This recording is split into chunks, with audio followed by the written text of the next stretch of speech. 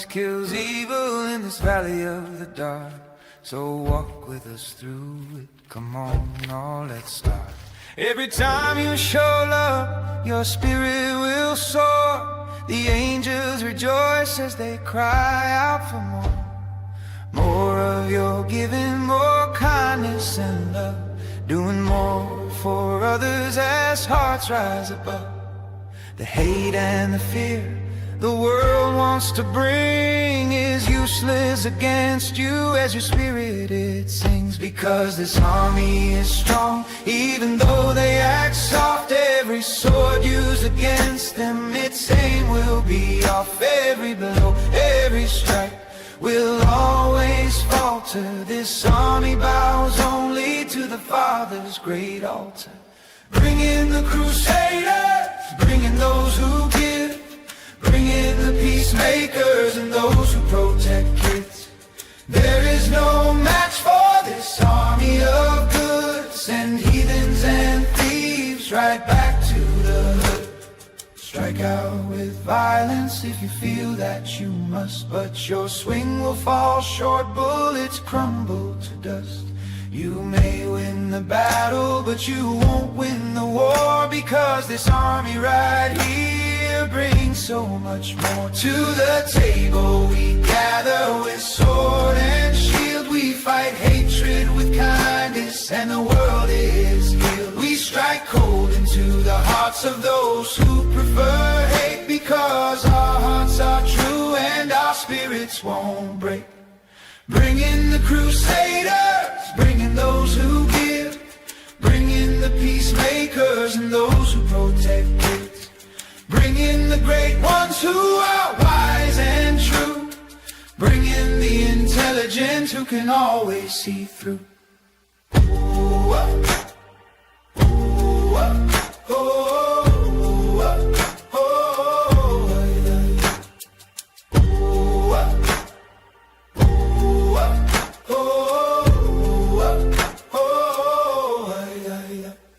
in this war for truth, the end is foretold. It's a victory of hearts who come into the fold. Welcome all friends whose hearts are true, spirits are pure. We need all of you.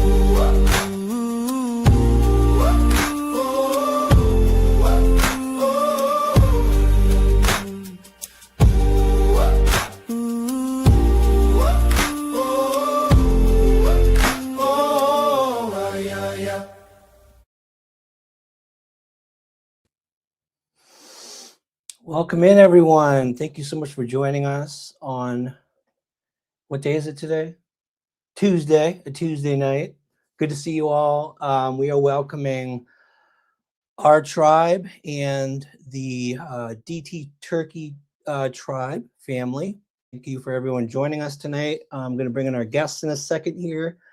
And I'm hoping that the time zones work out and that Dr. Vona actually shows up. Okay, he's not. I see DT Daniel nodding in the background. She'll show up. Real quick before I bring Daniel on, I do this real quick. If you guys from the DT show aren't used to it, just bear with me. We've got a growing membership, and they support all of our searches. So we are very thankful to them, and I like to thank them in every live we do. So I'm going to go real quick through our list of members. If you don't mind, just bear with me. The Rail Rock and Robin, a tribal warrior, Jason Myers, Jessica DeBrower, Sandra Perkins, Robin K. I'll go as fast as I can. Silver Bullet, Smoky Mountain Mama, Brenda Brown, Sam Trucker, John Odell, Gio Bortz, Tribal Chief, Dottie Barnes, Laurel Jones, April Dancy, Kathleen Ann Schugert, Linda Liu, Jenna 79, April Chacott, Karen Mead, Mama 67, Bonita Drake, Where the Wind Blows, Margie T. I'm almost done, you guys. Brenda Lovelace, Janet Wright, Steffi, and Marion Carpenter. We love you guys. Thank you for supporting us. Anyone who doesn't support us as a member, we still love you equally as a member of our tribe. I want to bring in our very special guest, Dan. Thank you for joining us tonight. How's it going? Thank you for having me. And yes, Dr. Vona is on the way. She asked me to apologize for her, but she got held up, but she's on her way. She's just getting her computer getting up and going. Totally fine. That's she's a busy woman. I noticed she's getting very popular. She's showing up on a few channels here more frequently, which is great. Great to see her get the recognition she deserves as an expert in her field. So that's good. Yes. Yeah, 100%. I mean, she deserves it. Does a lot of good work, and always a good person to talk to, when it comes to things. Me and her bounce ideas off each other when we talk about several different cases, whether it be, going all the way back to the Brian Koberger case, the David case, some of these other missing persons cases that we've covered as well. Yeah, I've watched her on. She's been covering the Summer Wells case more frequently. I've watched a bunch, and I binged watch her videos because once we had her on, I realized how deep her background goes and how insightful she is on a lot of these cases. So I'm looking forward to tonight. Tonight's going to be really interesting because you and I have dove into just the details of the case. We've gotten into all of the dog scent stuff, the footprints, and she kept mentioning, like, I would go off on my own theory about, I think an accident happened, or more of a very physical, kind of a literal guy. So if I see the dog scent stops at the road, my first instinct is there's got to be something that happened there. And she was a little more, she's like, I don't know, there's family dynamics there. And so I'm really excited tonight because we're going to be getting into the family dynamics and the things that hopefully will come out of the interviews with Dr. Phil. I'm not sure. I want to get your thoughts, Dan. So have you watched the Dr. Phil episode with the Wells? I did. I did watch the Dr. Phil episode. Yeah. Yes. So as you know, probably then if you watched it, he sort of did an interview with them on stage, but it was after the behavior panel did in-depth interviews. Mm-hmm. And I'm wondering, do you have an opinion on which order we should take things? Well, probably first, just kind of watching what their opinions are. I mean, not their opinions, watching the parents' interview, and then getting the opinions of the expert.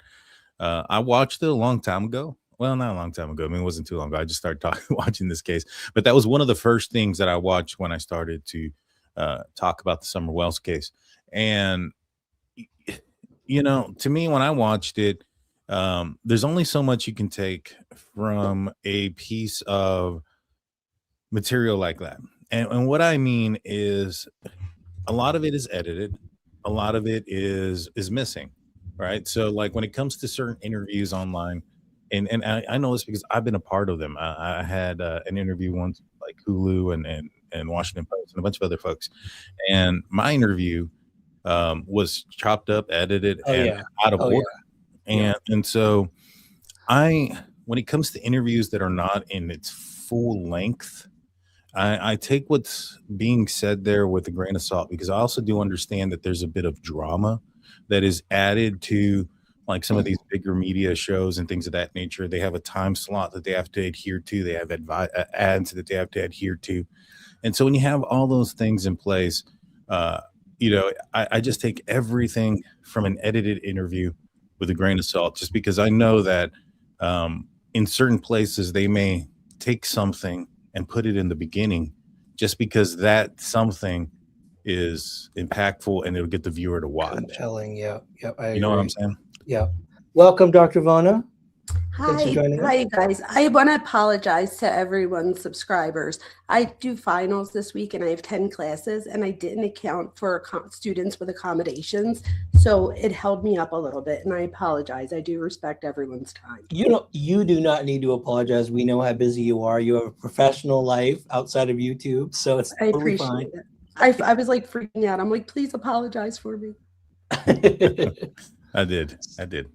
Thanks. So for those of you who are, we'll go through introductions. For those of you who are new to our channel, my channel, this channel is Ryan Finds Truth, and we started as a hiking nature channel. We gravitated toward trying to contribute more to the community through missing persons cases. So we started actually using our hiking outdoor skills to try to find missing persons. and I'm an electrical engineer by trade. So I started incorporating electronics, things like drones, underwater drones, air drones, cameras of all types. And we've recently started training our dog. And we are just getting started. We are definitely not experts in SAR, but we're working on it, and we're doing our best to help the families, especially in East Tennessee. We have at least four core cases that we're covering right now, and working with the families and just praying that law enforcement honestly solves those cases. Dan, why don't you go first? Tell everyone who hasn't heard about your channel what you're all about and what you do. Yeah, I'm Daniel from the DT Show. I've been in YouTube just over 3 years now. It's kind of gone by pretty quick. I started covering true crime with the arrest of Richard Allen and out of Delphi and the Delphi murders, and then transitioned to Brian Koberger and the Idaho murders. That's where majority of my viewers and viewership does come from.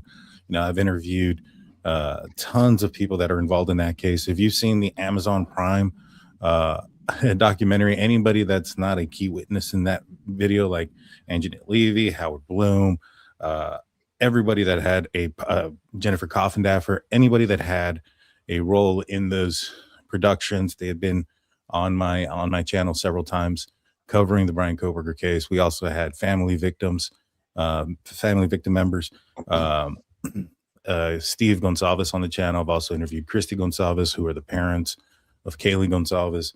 I've helped out with other cases here recently, actually.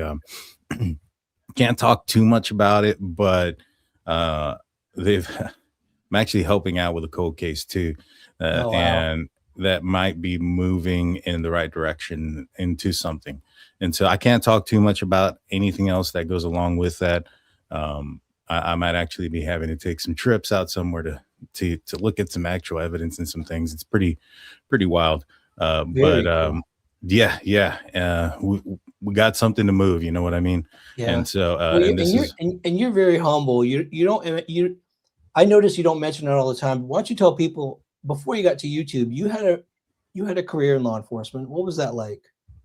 Oh yeah, no, I had a brief career. Well, I mean, some people call it brief. I call it brief. Some people think it's longer. It's about 8-year career in law enforcement. Had a lot of injuries, which is one of the reasons why I got out. But I was just a regular law enforcement officer. I had some ambitions. I wanted to do certain things, mainly go federal. I had a back injury that prevented that. Was on my way there. Had taken the intro exam or the entrance exam, got a 99. I was in the top of the list. Oh, and wow. then I was arresting a guy, and long story short, I fell down. A lot of officers came to help and tackled us. I landed first, landed on a rock right on my spine. Oh, everybody landed on me, herniated a few discs, ended up jumping up. I felt it, but it wasn't something that I thought hurt that bad. I just felt like I landed on a rock. I thought I landed on my shoulder, to be 110% honest with you. Arrested the guy, put him in the vehicle, took him down to the station, but my shoulder was just kind of out of whack after that. My supervisor was on scene there, and he saw what had occurred and kind of forced me to go to the hospital. And when I got there, they had notified me I had some broken ribs, I guess, from everybody landing on me and stuff. So it wasn't just your spine, it was your ribs too. Yeah, but I didn't feel it. What had happened was they did some x-rays and they wanted to do an MRI. And when I pulled my shirt off, I had noticed this stain, and it was in the center of my back, and that was where the rock hit. And I could have swore I hit on my right shoulder. And when I turned and I looked into the mirror, I had this big bruise right in the center of my back. And you could see where the bruise was running down my spine. And so I was like, okay, that's not good. And they came back and told me that my 3 and 4, something like that, were like, it was really herniated, and that it was pinching off a nerve, and it was sending out all the pain to my shoulder, which is why my shoulder felt like a toothache, like right in the center of it. It was like it just hurt. And unfortunately, we found out throughout this process that my spinal cord had I can't remember what the name was, but it was a little thinned out. And so couldn't do the back surgery. I had to do like physical therapy for a few years, where they would literally put these like electrodes on my back, it'd shock it, and then try to push the discs back in place. Oh, that sounds very pleasant. That sounds N- wonderful. No. Yeah. But so, Wow. and I'll be honest, being in law enforcement at that time, not being able to work overtime and stuff like that, Yeah. financially it just wasn't right. And so I had a buddy of mine who was was making a pretty good living doing sales and things of that nature. And so I kind of transitioned out to that. Went to college, didn't graduate. I'm almost done, but went to college and what do you call it? End up opening up a few businesses, do some real estate stuff right now, and have another job. I keep myself pretty busy, but Yeah, I bet that's you my do. story. I'm Well, sorry I ran it. it's okay, Dan. Well, it's good to know because, and you probably noticed our channel is a little bit, we're not super religious, but we do, a lot of the things we do, we believe that God leads people in directions. Right. I'm very faith-based, and we have a mentor. She served a tour in Afghanistan, a tour in Iraq. She came back to the United States after her military service and worked in SAR, trying to find indigenous missing women for years. She has a lot of SAR experience. She's helped out many YouTube channels too. And she reached out to us when we started, and we were going through a hard time. We were going through a very hard time. We were getting attacked left and right. As you know, anyone who covers a Someone Wells case comes under attack immediately. It's something about that case. She had a long phone call with her, and she said, you know what? No matter how bad things get in your life, no matter how horrible something happens that changes your life, every single thing that happens, there is a reason. It turns you in a direction you were meant to go in. And I mean, look at what you were talking about earlier. Like, you're going to be traveling to go hopefully solve a cold case, and you never know if your life would have actually gone in that direction had all of this other stuff not happened, right? Yeah. No, yeah, you're absolutely right. And on one note with that, because I'm also a religious man, um, one story I like to say really fast. I had an experience once where I was working on the north side of town, and for whatever reason, I think somebody had caught my attention, and I was just kind of like making sure they weren't drunk or following them or whatever. And I passed them out of my area that I was in, went into the middle area of town, and at this point, I was like, they're fine. They turned off, but I couldn't turn around.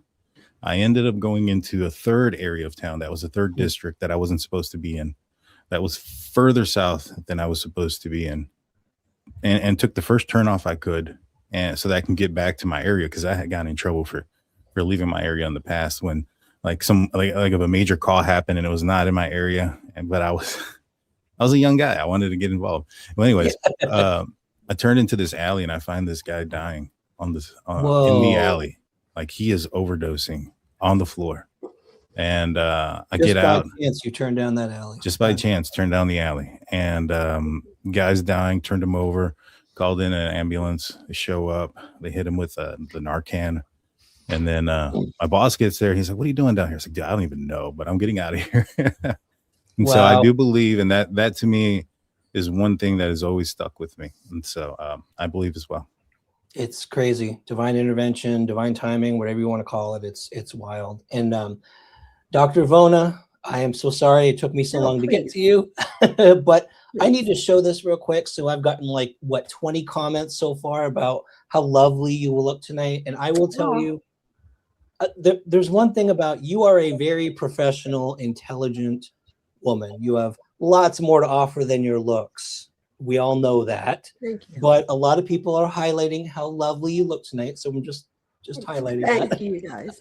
You know what I think it is? One of my lights are out, so I think maybe my lighting is too bright when I do it. So maybe you guys are talking about divine intervention. God was like, listen here, you got to shut that light out so you could get better. You know what I mean? Perfect So lighting, yes. there you go. So I think I just got the lighting right finally. That's all. Thank you, Yep. guys. I appreciate that. So, So Dr. Vona, I have binged watched your channel over the last week, and I've noticed you've gotten more popular. You're getting asked to be on different channels. You've covered Someone Wells a little more recently, which I'm excited about. For people who have never come across your channel, could you tell them a little bit about who you are, what you do?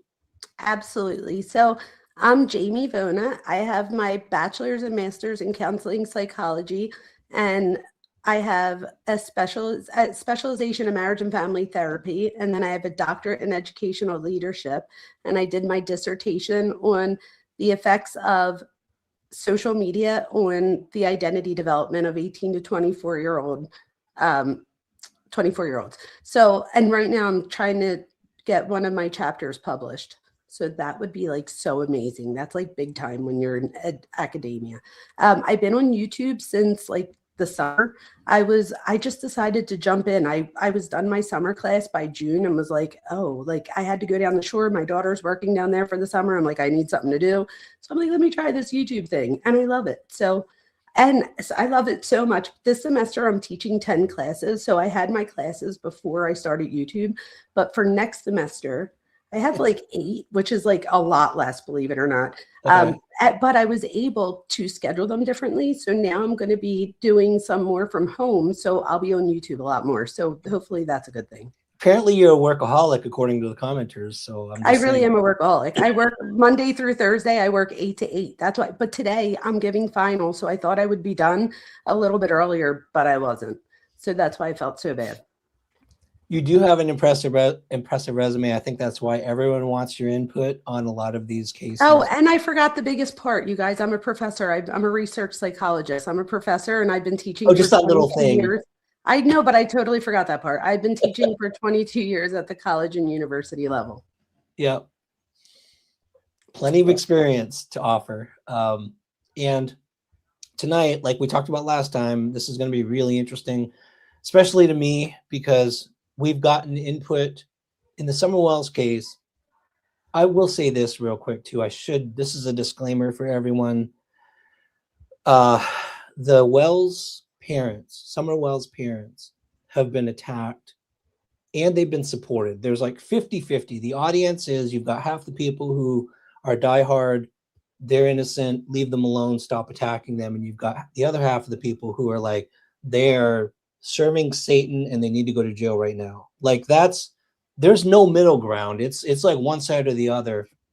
And our channel, Ryan Finds Truth, we've tried really hard, and we do this with every case, is we're trying to help find missing people.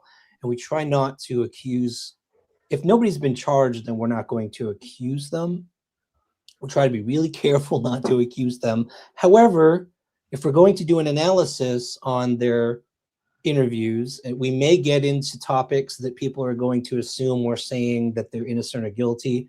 And I just want to make it very clear to everyone, this is a behavioral science, psychology analysis. This isn't Dr. Vona or any of us saying that they're guilty or innocent. And I have to say that especially now, because we are now, after 2 years of covering this case, never talking to the parents, never having any contact with them. We thought they didn't want to talk to us. We are now talking to them. So I want to be really careful about what we claim to say. And they know that we don't say they're innocent or guilty. They know we're in the middle. But I just want to be careful tonight with taking sides. This is a complete scientific analysis, which you have to be unbiased and fair. And you have to go, we may go either way. We may go in the direction where Dr. Vona says, hey, feels like they're guilty. Well, that's just a scientific analysis. That's not an accusation. I wouldn't accuse anyway either way. What's that? I wouldn't accuse anyway, because I wouldn't know for sure. So I feel like that would be premature. Agreed. And I was talking to Dan earlier. I wasn't sure where to start. So have you seen the Dr. Phil interview yet, Dr. Vona?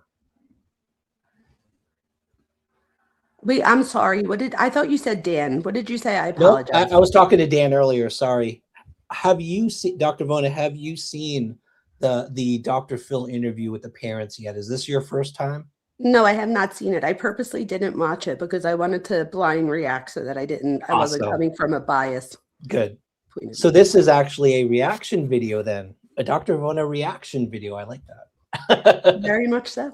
I think what we're going to do is, the way it was handled on Dr. Phil is, episode 1, he interviewed the parents, but it was, and both Dawn and Candace are on stage, and you'll see this where he's talking to them about what happened. But the behavior panel, couple of psychology experts, behavioral experts, had done full interviews with Dawn and Candace beforehand. Okay, so I wasn't sure whether I should start with the full interviews or Dr. Phil, and I think I'm going to warm you up first with the Dr. Phil because it's not quite as intense, and it gives you a little taste of their personalities on stage. I think you'll find it fascinating. So I think that's where we're going to start. I did find the full Dawn Wells behavior panel interview, so that's going to be a little longer when we cover that, which is great because I'd love your insight there. Candace's is very short. I'm just gonna tell you right now, she walked off stage, she just left, and you'll see that happen. So it was a shocker for everybody, and the topic in question when she walked off was also, I would also like to get your input on that, what they were talking about. Absolutely, I'm down. Yeah. All right, get started. Let me find the right timestamps. I've got all of them logged here. It starts off with Dr. Phil asking them to tell him about summer.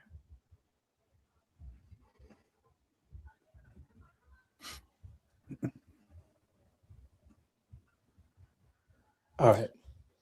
Before we start, Ryan, I think it's important because I don't know the answer to this, but how long was Summer missing before this interview occurred? This interview occurred 3 years ago, which would have made it, it was in 2022, I believe. Yep, 2022. So the year after she disappeared is when they had this episode. Okay. Good question. Yeah, not long after she disappeared. 624. Okay. One last thing. Had there been a lot of people's opinions made already about the family before this interview took place? So, and I've said many times, I'm not one of the OGs in the Summer Wells case. So we showed up a little bit after this, end of 2022. But from what I've heard, from day one, there was drama. Okay. There were people all over this. YouTube, everything on YouTube, all the drama started immediately with everyone going after the red truck that was cited, going after the Sunday school teacher, Robin. And it was immediate. It was just, the drama was immediate from all the, if you go back and look 4 years ago at all the Summer Wells videos, It's crazy, Dan. It's crazy stuff that went on.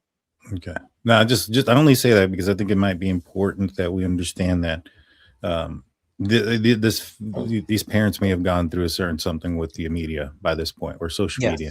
Yep. You know, they may have already gone through the ringer, and I didn't know what had occurred prior to this, if they were seen as suspect number one by the public opinion by that point, if there had been other interviews that had been put out there that may explain certain things. I don't know, because I know you mentioned she walks off. I don't remember that, but yeah. And I think in Don's full interview with the behavior panel, we may come across that. I think he mentioned YouTubers. They were definitely under pressure. Yeah. Okay. Sounds good. All right. Nothing at all. Nothing at all. Nothing at all. First off, tell me about Summer. Candace, you're her mom. Tell me about Summer. What's she like? How did she spend her time mostly? Playing with the toys. Yeah. Did she like to play inside, outside? She liked to be outside most of the time. Yeah. You have the three boys, and then Summer, she was the youngest. Yeah. And how'd she get along with the boys? She was boss of the boys. She ran the ran the boys. Yeah. Yeah. I kind of, in watching her run around, she sure had a lot of energy. Was she one that would wander off, chase a butterfly, do something where she would look up and realize she was further away than she thought she might be? No. She stuck close to the Stuck house? close to the house. Was she a daddy's girl or a mama's girl? She was a daddy's girl. Daddy's girl? Yeah. There were some vehicles that were seen around the property that day. A red truck, for example, was seen nearby. Did that person ever come forward and identify themselves? Never did come forward as far as we know. Do y'all know anybody with a red truck? No. So that's the first part where they're talking about Summer. if you like, I can replay it, Dr. Vona, so you can get a closer look at her. What's the question about it? What's my initial reaction? Yeah, just so the way her facial expressions, anything about how they're describing the relationship they have with Summer, anything strike you yet so far? So just in case anybody else is like picking up on this, she did refer to them in the past tense, but so did Dr. Phil. So I think people need to be aware of that like, even though if he didn't talk in the past tense, I don't know if she would have still answered in the past tense type thing. So if somebody caught That's that, true. I would just say, don't jump on that like, oh, that was the past tense, because Dr. Phil asked the question in the past tense. So it makes sense to answer in the past tense. That was the one thing. The other thing I'm noticing here, and I do not know her, is, and again, you guys, everything I say, I am not diagnosing anyone. This is all based off of my expertise and the things that I've studied for years. I see trauma all over her, and I feel like it looks like she gets defensive, but I feel like she has her own trauma. So pre this, and I almost feel like she's like in a state of she's feeling traumatized, which could be a reason that she walks off eventually, but I don't know. Yeah, her expression, a lot of people took it as guarded. Did you take it that way? Sure, but it's also because by this point, it's a year in, so people can't find Summer at this point. So now everybody's pointing their fingers towards them. So she goes to this interview not only knowing that that people are, out for them, but if anybody's ever watched Dr. Phil, you know that if he gets his mind like set on something, he's very like strong and opinionated about it. So she's probably guarded, like, what does Dr. Phil think? Type thing, which I would be too, whether I was guilty or not guilty, because Yeah, that's a good point. That's what I'm saying. So I feel like Dr. Phil is he's very intense to begin with. So she's probably also guarded for that reason. To me, I think she looks very much guarded. Look at her shoulder, look at her face. She's not looking straight at him. She's looking at the side, so she's not opening up her face or her body towards him. She's very much guarded. To what Dr. Vona says about the trauma aspect, I think that there is some trauma here. I think that, could it be from Don? Could it be from social media? The attacks on her, which is what I'm assuming. I mean, even for that, I'm talking back, like talking trauma. Right. No, and I think that there's the possibility of that. I don't know. You're the doctor. But to me, like, didn't she feel like I think what Chris McDonough interview room has done a lot of great work, but had that already occurred before this? That had he already done his interviews? The behavioral panel. So you're probably, I think I see where you're going. She probably knew the effects that would have on this interview because she had already done the behavioral panel. Yeah. Not necessarily the effects, but it sounded like I've only seen a few bits and pieces, so I don't know, and I don't want to comment too far. But if she trusted Chris McDonough and then felt betrayed by Chris McDonough, based on the content that he put, she got interviewed, she talked to him, and then gets betrayed. Could that be the guardedness? Like, all right, I already trusted one guy, I told him this, and then they turned everything I said. Which I'm not saying that that's what Chris McDonough did. I'm not saying that one bit. I think all the work that he has done in the interview room is great, but from her point of view, from her perspective, could that be a reason why she feels so guarded? Because she may have already felt betrayed by somebody else that she reached out for help. Most likely by this point, because, and it kept on happening. You are right. By now, if you fast forward to 2025, they won't even talk to most YouTubers because they've been betrayed by people that they've reached out to, thought would help them. Then that's happened over and over and over. People have just contacted them for content and ended up stabbing them in the back and, making a whole lot of clicks and views off of them. So yeah, that definitely started day one. And that could be part of it. You could be right. One thing I was wondering, Dr. Vona, so I know nothing about diagnosing anything for anybody, but we do have a daughter who has a mild, we call it, she thinks she has a mild form of autism, which is like, our daughter doesn't have a whole lot of facial expressions. When she's happy, we don't know. When she's sad, we don't know. You know what I mean? It's very she's got this blank. And I was wondering if even in this little clip when she's talking, Might be. No, She stuck close to she's the still house. close to the house.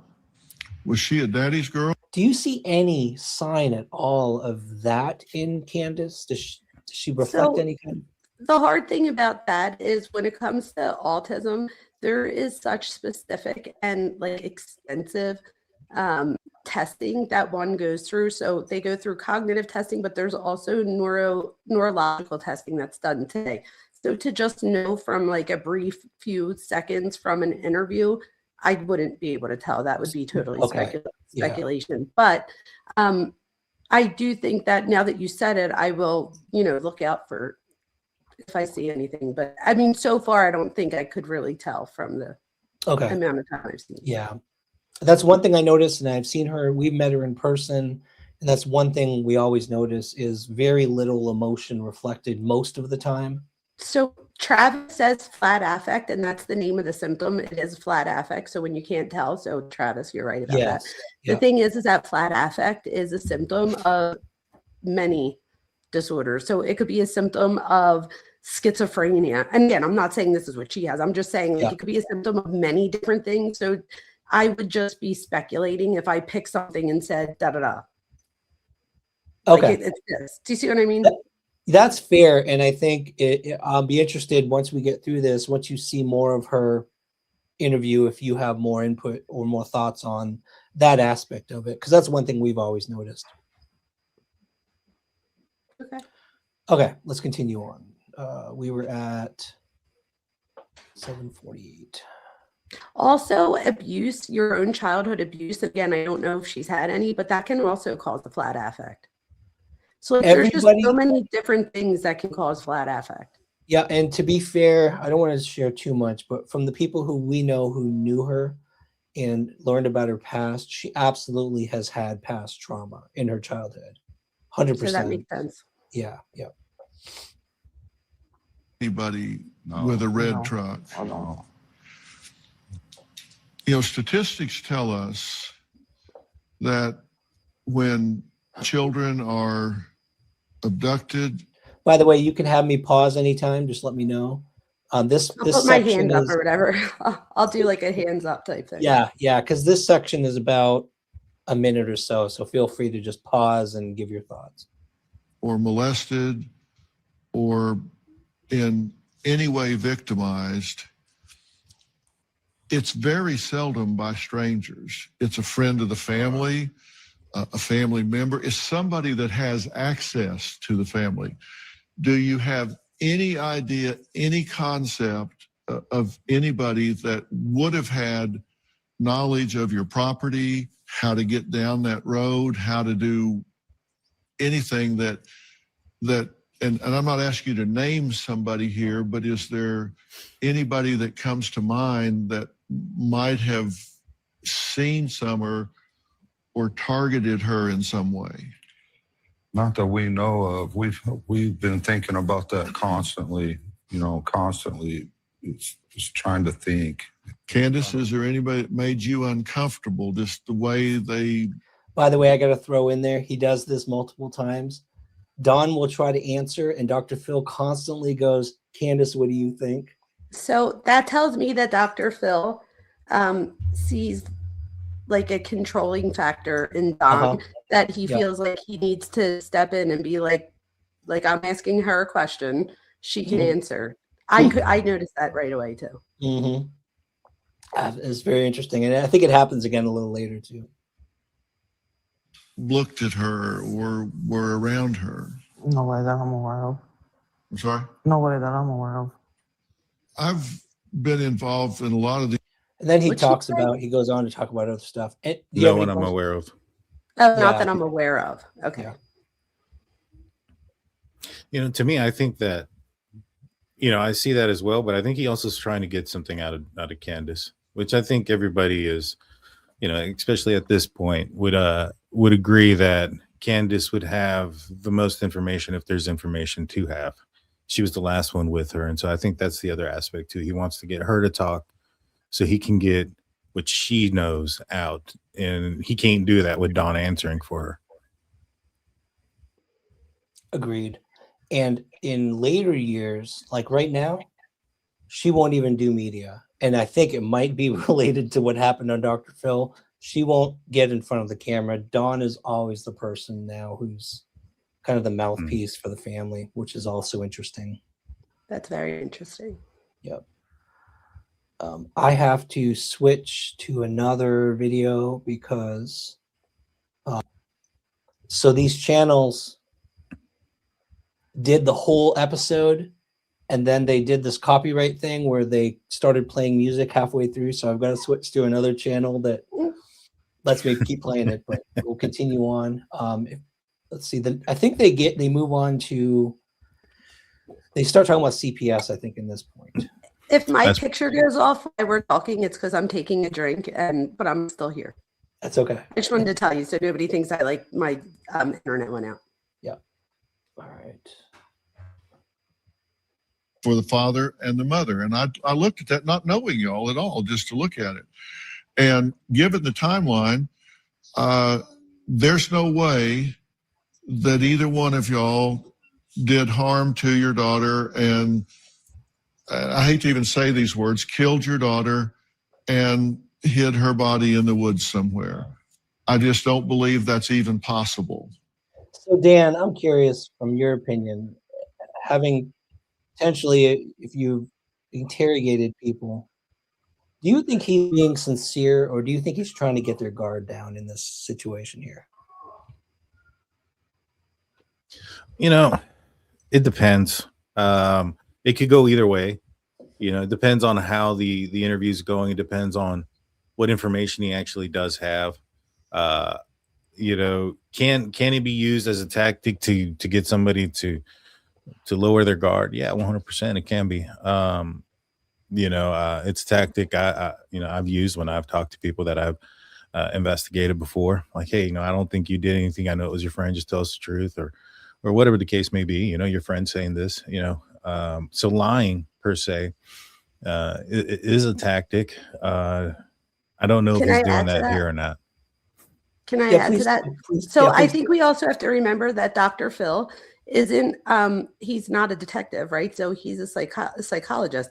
So in my opinion, if I was playing poker and I had to guess, I would say this is a tactic. And I know we'll figure it out because towards the end of the video, if he starts to be a little bit more like going after the parents, then this was a tactic. Yeah, it so felt like if he that way. gets more critical as the episode goes on, then this is a tactic to make them feel comfortable now, so that later he could be more harsh. In my opinion, that's what I felt when I was watching this. I'm like, you know, Dr. Phil, he's going to go after them one way or another. He's going to try to dig, and I felt like this was, hey, look, I'm on your side, kind of thing. You know what I mean? That's what it felt like to me. But I was just curious. And that was just my opinion. Yeah. I will say though, like, you know, if he did believe that they didn't do anything, I mean, he would also say that. So, no, I just mean right here, like, right, which anybody would do. I think it's a smart thing to do. Why would you want to go in there and make somebody defensive from the beginning? That's really not going to help you as an interviewer either way. So I think that I think it's just like a normal tactic that most people would use in the situation. Oh, for sure. Yeah. No, I wasn't saying anything like that. I was just saying like we do got to keep our like mind open to the possibility that Dr. Phil does have some information and evidence and stuff. Like, you know, they got their sources, they got their things. They can, you know, Dr. Phil calls, you know, and speaks to his local cop and they're starstruck. Yeah. What information do you want to know? and so, you know, that gets the ball going. And I'm sure him and his investigative team do have some information, maybe even some information that's not out there. And so just to take that with a grain, you know, I don't know at this point with what he's saying, but yeah, it could go either way right now. And I'll be honest with you too, having watched this a million times, he does clarify a little later. You notice his exact wording is, I don't believe you had any direct involvement and you didn't do something. Right. Later on, he clarifies a little bit when he starts digging, which is interesting too. I think I included that here. Part of the read technique. What's the read technique, Dr. Vaughn? Do you know? It's not a psychological technique. It's a technique that's used in investigation, and I believe they did it in the Chris Watts case. That's the only reason I even know what it is. I actually don't. I don't want to say exactly because I really. But do you know, Dan? It's a police tactic. I'm not familiar with it. Okay. To be honest with you, but you know, in law enforcement, it's a common practice to when you're in a situation to kind of like Dr. Vona said, you don't want to go in there. It varies on the person, obviously.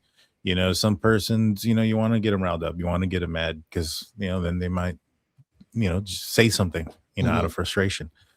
Some other folks, you want to get them on your side. Some other folks, you want them to think that you believe them. Whatever gets them talking. Brian Koberger is a great example of that.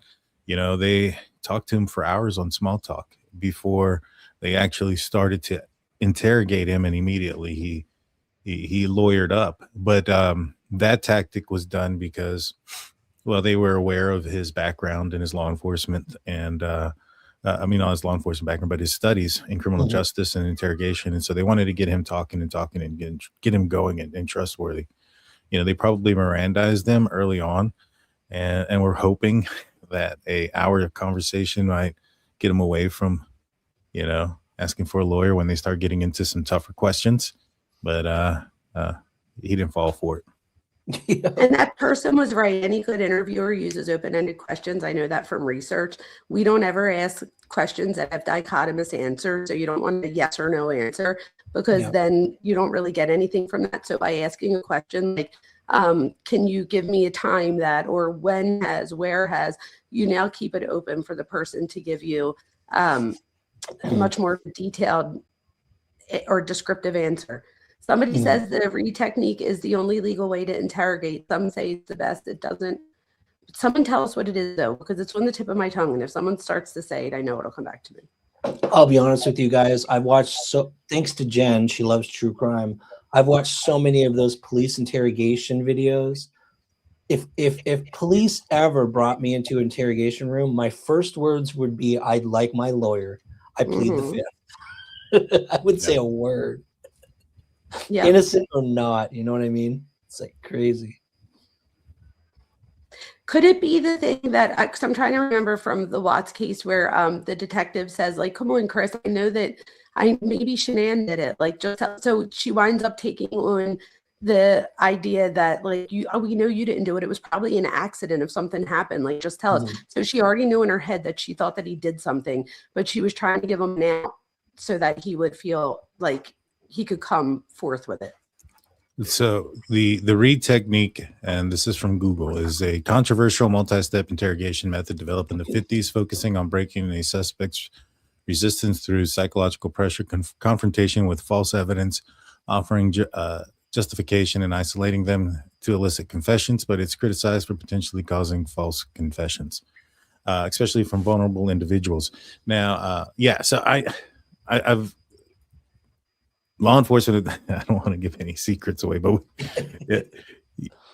I've had scenarios where we've arrested a guy and we got to get elicit a confession from him. And you walk in there and you have this manila folder that says evidence, and you have a bunch of paperwork in there. And you just sit it right there. You even put DVD on the top of it that says surveillance. There's nothing on it. It's blank. You just put it there, and you just, sometimes you leave it there, walk out of the interrogation room. Let the suspect see it, just kind of let it soak in.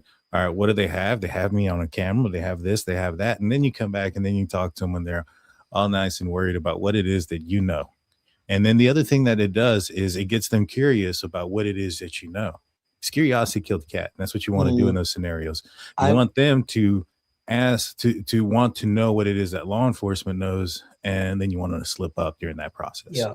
And one thing I have learned, again, watching those videos that Jen loves, is police they'll lie to you flat out. They will do like tactics like you just said. And I don't know if I would believe a police officer no matter what he tells me in an interrogation room. I just wouldn't believe him.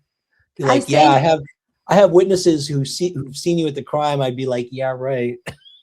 Yeah. So It's funny you say that because Dan, don't I always say, I'm always like, Daniel, what if somebody said like, Jamie, Dan told me that you da da da da. I always say that. So this obviously does fit psychological, like the way that somebody that's psychologically looking at it would do. If I was a cop, I would say that. I would be like, Dan, Ryan already told me, like he told me everything. You might as well just tell me first. So that, Right. so, and it's like, if you're good at it, I guess I could see why it works, but I could also see that if you're good at it, why it could cause a false confession or false information too. It can. You know, I had a guy one time that I arrested, or I didn't arrest him. I detained him. He hadn't been arrested yet. So long story short, there was like a vehicle had passed me up. There were two vehicles that were racing. I lit them up, pulled them over. But I kind of lost sight of them at one point. And I pulled one of the vehicles over at a gas station, and I'm talking to the guy, and I could have swore it was the same car.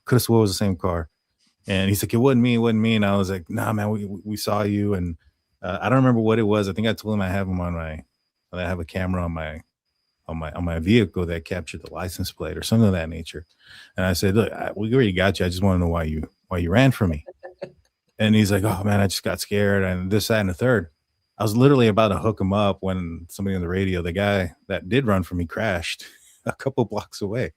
Oh my gosh. And this dude's like, yeah, you know, He was ready to confess. He was ready. He already told me it was him, you know, and this was like really, really long time ago. So the only thing that I remember telling him was like, I have you on my camera, on my dash cam, and I have a picture of your license plate. So I know it was you. And he was like, when I told him that, he was like, oh, all right, man. I was just like, all right. And so those things, you know, do those things happen? Yes. You know, and that's why you also have to tie in evidence.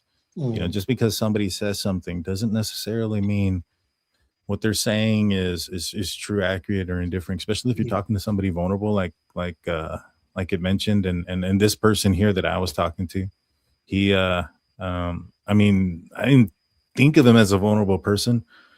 I think he just, at the end of the day, I think he had a lot of problems with law enforcement. He was, he had been arrested a couple of times, and I think maybe that may have played a role. He was just like, I ain't going to fight this. Well, that goes back to what Dr. Vona just said. Like that tactic can create false information too, right? They can falsely confess because they're like, well, they've got me, I might as well confess, even though they don't remember doing it. That's just crazy. I did want to mention real quick, Acting Badly made a really good point, and this is exactly what I thought when I saw Dr. Phil make this statement. I felt like it was untrue as well. He said the timeline doesn't work. I believe you're innocent. There was, in my opinion, there was ample time for the crime to take place. And so that's why I thought, oh no, he's got some tactic going on here, because there's no way he can say the 3.5 hours no one knows anything happened, that the crime couldn't take place in that time. It really shocked me to hear him say that. Yeah, me too. The only thing that I thought of, that if he's being accurate, and it goes back to what I had said earlier, does he have some inside information about something? Because I personally think that law enforcement do have a timeline, a much narrower one. If things went down the way Candace and Dawn say they did, right? You should see some things happening when Candace realizes that Summer's missing. And what I'm talking about is her cell phone. So they turned in their phones and things of that nature. Now I know that Dawn says that their phones got deleted or something of that nature, but there's only so much you can delete, and you can't really delete your GPS history and stuff like that. And so if I'm investigating this, what I'm going to do is I'm going to get Cellbrite to look at the cell phones to determine when did the cell phone start to show a sign of panic? When did it start moving around? Now I know that some people say maybe she was using her mom's. I'm hoping they grabbed her mom's phone to see that as well. You know, also Don, he was apparently an hour away, and he had utilized his cell phone throughout the day. And so to me, I'm fairly positive that law enforcement, I don't know about Dr. Phil, but law enforcement should have a much narrower timeline than what they probably are giving out to the public. Probably. I don't know that Dr. Phil would know that information. I could be wrong, but like you were saying before, I mean, you could call and somebody could be starstruck, so they could, but I don't know. I would think that the cops know even more than Dr. Phil would, but I'm not sure. Because we also have to remember this is a TV show, so we have to make it a little bit like dramatic so that people tune in type thing. So, and we know that at the time it was very controversial then, just like it is now, to pick a side either way. So the fact that Dr. Phil says it here and then somebody says in chat that later on he says that he thinks Candace knows more than what she's saying, that just says right there that he is using this as a way to get them to open up more because he goes harder on them as the time goes on. I do. I think that's what he was doing, and that's exactly he implies later that he literally comes right out. You'll see. I believe I included that here where he just says, "I think you know more. I think you know more," and then he starts digging. So you'll see that in a minute. I don't know if it's right after this, but we'll get back to the video here and about another minute left here, and then we can stop again. Stan, I'm not sitting here wondering if you killed your daughter. Awesome. I'm not sitting here wondering if you killed your daughter. Thank you. I don't think that for a second. And I'm saying that publicly here. So if people are wondering what I think, that's what I think. I don't think you did that. I don't think you did that. And I assume I'm correct about that. You didn't do anything to hurt your daughter. No, sir. So it's funny. He goes, "I believe you didn't do anything," and then he immediately goes, "You didn't do anything to hurt your daughter, right?" Which to me was interesting. Like he just said he doesn't believe it, but then he goes ahead and asks her, which was kind of revealing too. He does that, and he goes even a step further, and he says, and like you just said, but he says it on like two other things too. He's like, because that's my position, because you wouldn't do anything to hurt her, right? Right. So I feel like he was trying to see her reaction. Yeah. Yeah, he even got pretty close. He leaned into her too to see what her reaction would be. Body language tells a lot, doesn't it? It's fascinating to watch. You didn't do anything to hurt your daughter. Did he do anything to hurt your daughter? No, sir. Did she do anything to hurt your daughter? I'll say this. And the reason that Don is totally buying everything that Dr. Phil is saying. Oh, he loves it. Candace ain't. Candace isn't.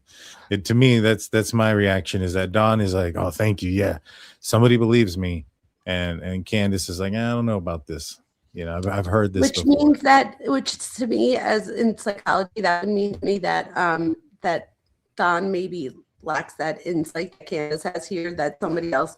This is the thing. If somebody, and I don't know Don well enough, but if he is, and again, I know people are like probably going to be like, "Oh, she always talks about personality disorders," but the truth is, when we're talking about these crimes, a lot of the players in them often do have personality disorders. But let's say Don in some way has antisocial personality, or what people know as like psychopathy, then he wouldn't know. He would think that Dr. Phil, he would take him for his word there, and like you said, he would be like, "Oh, he believes me," where Candace is like a little bit more hesitant about that. So I'm curious to see how Don continues to act as it goes on. Yep, it's fascinating. Interesting.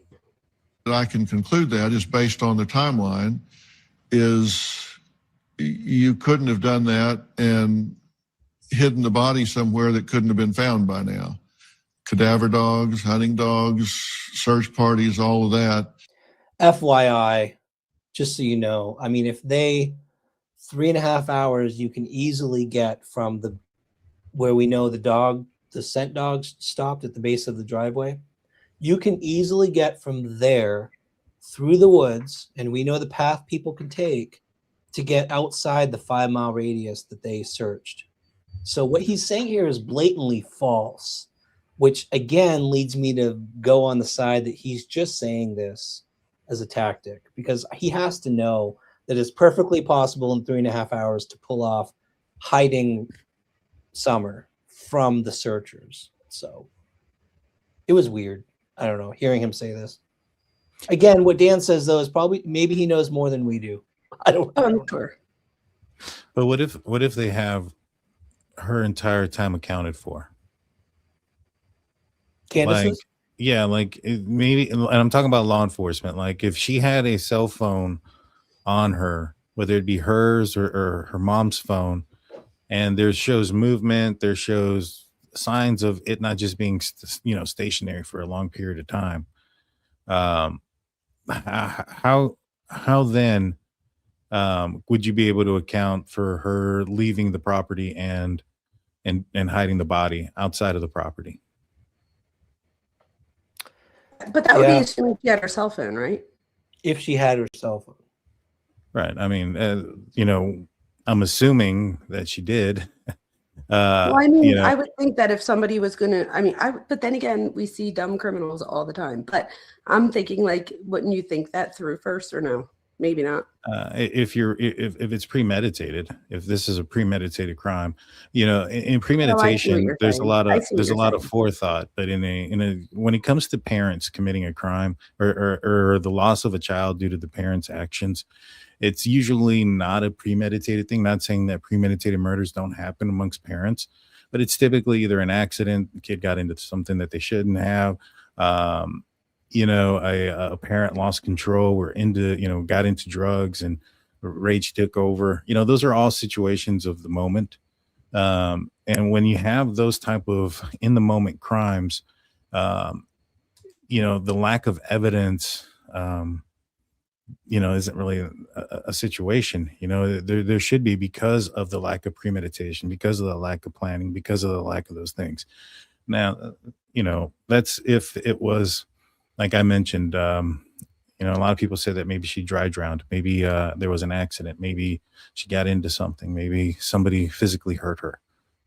Those all things kind of come from crimes of in the moment, and so I'm just kind of wondering about that aspect. Like, what if her entire time, those 3 hours, are counted? That maybe it doesn't show like what exactly she was doing on the property, but it doesn't show her leaving it. What about Maybe. having alternative phones, though? I don't think we put enough on that. I mean, where I'm from in Philly, a lot of people have like phones, like shady phones, where you cheat on your spouse with type thing. So it's not usually Yeah. used for like, something, or for even like rugs and stuff like that. People use Yeah. it. So it's not uncommon for people to have other phones. How would we know that she gave the police all of her contact stuff? Well, I mean, that would probably be discovered under a couple of different ways. Financial records, because you still got to pay for the phone, you still got to pay for the minutes. And if you're utilizing it through just the Wi-Fi of your home that's connecting to a router, and there's a digital footprint there to determine that aspect, especially if you're in a scenario or a situation where there's not a lot of service involved. Again, you have to connect to something, and so there's those aspects of it. And I'll be 110% honest with you, not very many people use burner phones for drugs. Now, if they're like a drug mule and they're doing those type of things, then yeah, but usually people are buying drugs from their buddies and their friends. They get a hookup, they got a Around deal. here, Daniel, everybody's got a phone for rugs. I'm telling you. Oh, I burner see it phones. often. Oh yeah, burner phones. I believe it 100%. Oh yeah. The Well, I thing mean, is, like I said, there's still, you got to buy minutes for it. You got to purchase things. You got to purchase the phone. You have to have the phone. The phone has to have internet if you don't have the minutes. Um, there's a lot of things. And then plus, again, um, if her regular cell phone is moving around, I mean, even if she had a burner phone, her regular phone would account her there if it shows movement, which yeah. is all I'm saying. I'm not saying it does show movement. For all It, I know, it may not.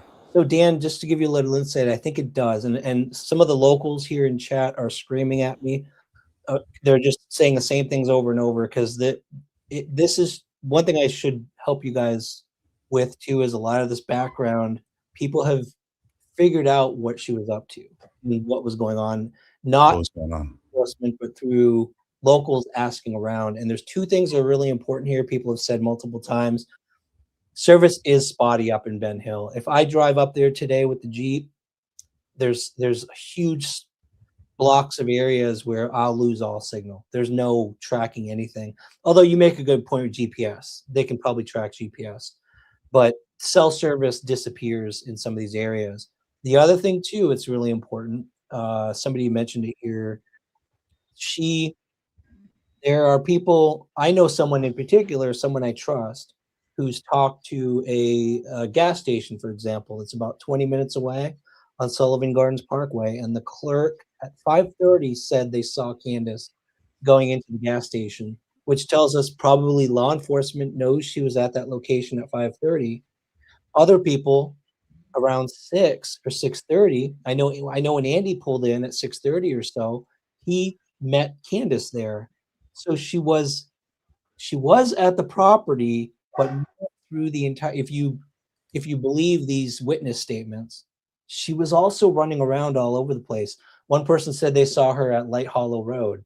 So she wasn't always on the property. She was running around, and I hope you're right, Dan, that law enforcement has been able to track her and knows where she was, because I don't believe she was at the property the entire time during the 3.5 hours, that the block of the window where nobody knows what happened.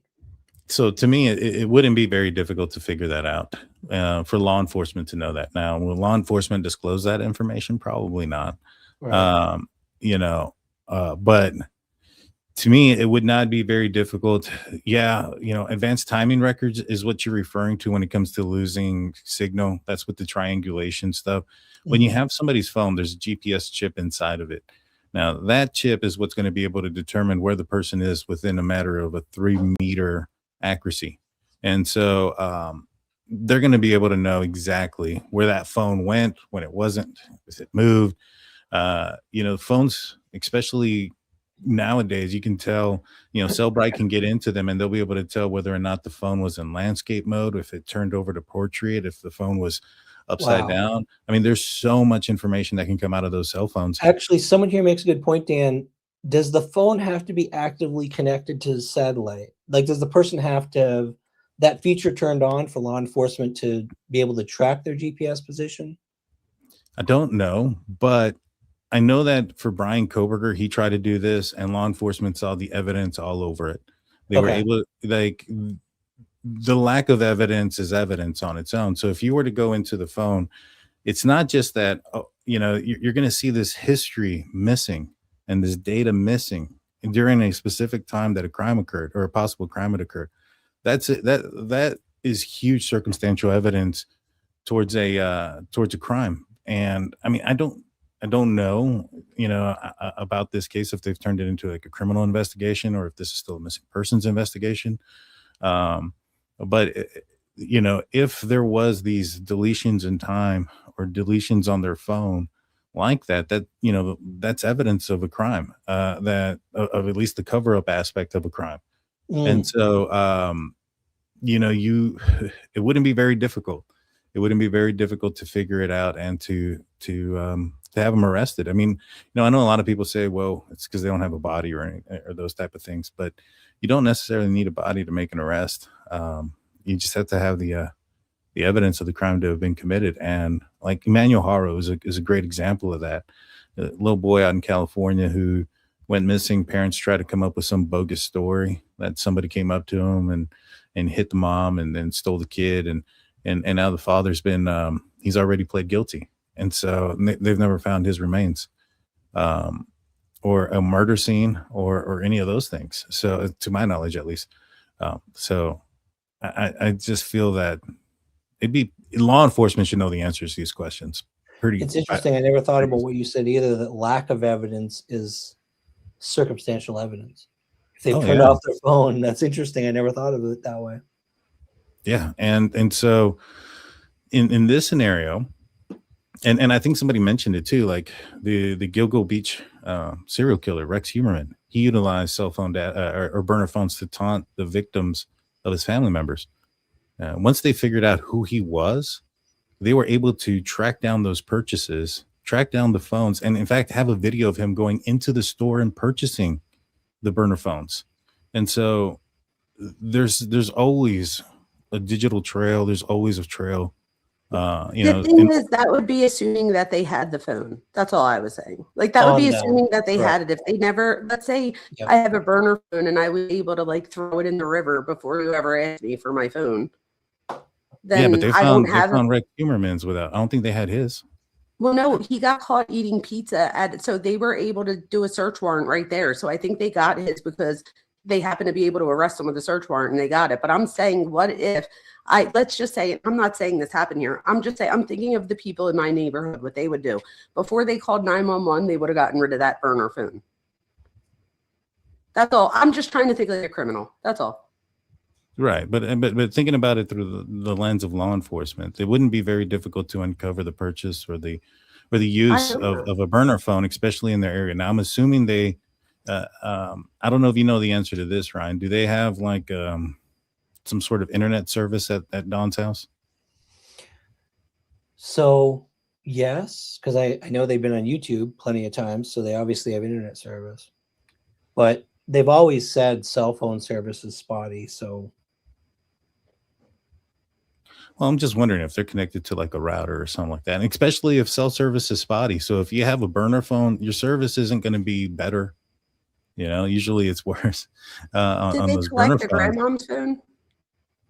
I don't I know. don't know. It's a good question. Because I if would they have. used grandmom's phone, I would have too. I would hope so, but I don't know if they did. I've only heard of specific people mentioning they got their phone dipped, and that's Hunter had his phone taken away. Hunter's the juvenile who was with them that day, and then Fred Hill, the neighbor, had his phone dipped. Those are the only two I know about. No, poor Fred, the one that I called the panty dropper. I do want to publicly apologize to him. I felt So bad after I said that. Yeah, so if they're taking their phones, if they're taking Fred's phone and they're taking Hunter's phone, I'm like 99% positive they're taking somebody who was on the property during the time of the disappearance. yeah, You get what I'm saying? It just doesn't make any Yeah. sense not to. yeah. I didn't know they Misdemeanor took the other kid's phone.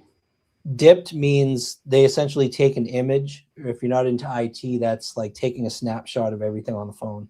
They take a complete mirror image of everything on the phone. Oh, like a forensic download. Yeah. That makes sense. Okay, let's see. We have 15 more seconds on this section, and then we'll move on to the next section here. You couldn't have gotten far enough away before authorities and search parties and everybody got in there. The question that I'm then left with is, do you know something about it that you haven't shared? There's the drop, right? There's where he dropped the next question. And so the next section here is where he continues on that veil. So this is where you see him start digging in a little more. Like this to me was really interesting because now he's starting to dig into, okay, I think you didn't have direct involvement, but you know something. You know something. 1826. Which is a way of him not being a liar, that he says that he doesn't believe she did anything. Yeah, it was subtle, but it was still to me a very tricky tactic. It was tricky, you know. Okay, here we go. Know something about it that you haven't shared, something you may not even know you know. You may not, there may be something in your mind you don't even know you know, or you may know something that you haven't chosen to speculate about, or you haven't chosen to tell. And that's what I'm really focused on right now, because you're in the best position to know what could have happened. If you had to speculate, what do you think happened? I have no idea what happened. Well, I don't. you have to have some idea, because you took your daughter in the house and you never saw her come out. Right. Something happened. I don't know what happened. She just was gone. But she didn't just vaporize. Someone had to take her out of that house. And we know it wasn't you. We know you didn't do anything to her. Right. So is he backpedaling now? He pushed a little hard and now he's backpedaling, right? He's like, but we know it wasn't you. I'm just. So that's do you that think technique. What's that? That's that technique that I was saying with Chris Watts too. He's doing exactly that. So it's like, I know it wasn't you, so just tell us who it was, or it was an accident. Like, so it's almost a way of giving somebody a way not to rationalize it, but to not feel as guilty for it, so that maybe you'll say something, is what I'm feeling here. Mm. It kind of reminds me of like what I said earlier, where you say, hey, and you kind of mentioned it too, Ryan, where you said, you know, I wouldn't believe anything that law enforcement told me if I was in an interrogation room and they said something, you know, your buddy said this, and you say, yeah, right. You know, what I would tell you is like, well, let's see what your buddy believes about what you may have said. Because whoever gives it up first is the one getting the deal, right? And then I start to walk out the door, making you feel like, oh, she's, if I don't say something, my buddy might go say something. And if he says something, he might blame Yes, it on me yeah, trying to get a yeah, deal. yeah. And so that's how that circle works. Yeah. I don't know. Do you feel like her reaction here, the way she responded right here? Have some idea because you took your daughter in the house and you never saw her come out. Right. Something happened. I don't know what happened. She just was gone. That response to me, like, I don't know. Do you get anything from her, the way she's acting at this moment? Is she manipulating, covering up, lying, or can you not really tell at this moment? What I get from here is the lack of what I get, right? So we're not seeing the whole picture. We can't see everyone's faces at the same time, which is one of the things I would like to do. I would like to see, how does Don react to some of these questions? I noticed they're holding hands, her and Don. Could there be more of a squeeze action when I like? There's just so many things, and I'm not saying there is, but I'm just saying by seeing a bigger picture, we would get a better understanding. Also, editing. How do I know when this was edited or how they edited it? What if this was edited to where this is her reaction to a different question? I don't know that to be 100%. So I would be just thinking critical and just ask all these questions. But let's just say everybody said, yes, this is exactly the way you see it. I would say, no, I'm not getting here that she's being manipulative. Okay. If anything, I'm getting that Don's manipulating her in some way, even if it's not like anything nefarious in this way, but just he's overpowering. And again, if she has trauma from her past, it would make sense of why she would be with somebody like Don that could protect her. You said earlier she doesn't do any more interviews and stuff. Don does the interviews. Yes. But that's because even with my husband, if I don't want someone to take advantage of me on the phone, I get him to call because I know that they're only going to get so far with him and he'll be like, all right, enough. Where with me, I'll be like, oh, I feel bad. And da-da. So it's like, so in a way I can relate, not on an abusive way, but like in the way of, so I'm just saying, I don't want people to be like, oh, she's saying this or that.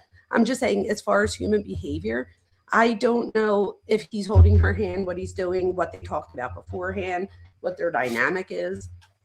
I have so many questions. See, for me, it sounded like for the first time in this entire interview, she dropped a little bit of her guard. You know, there was a little bit of a little thing in her voice. I have like, a little almost trying to hold back some emotion there.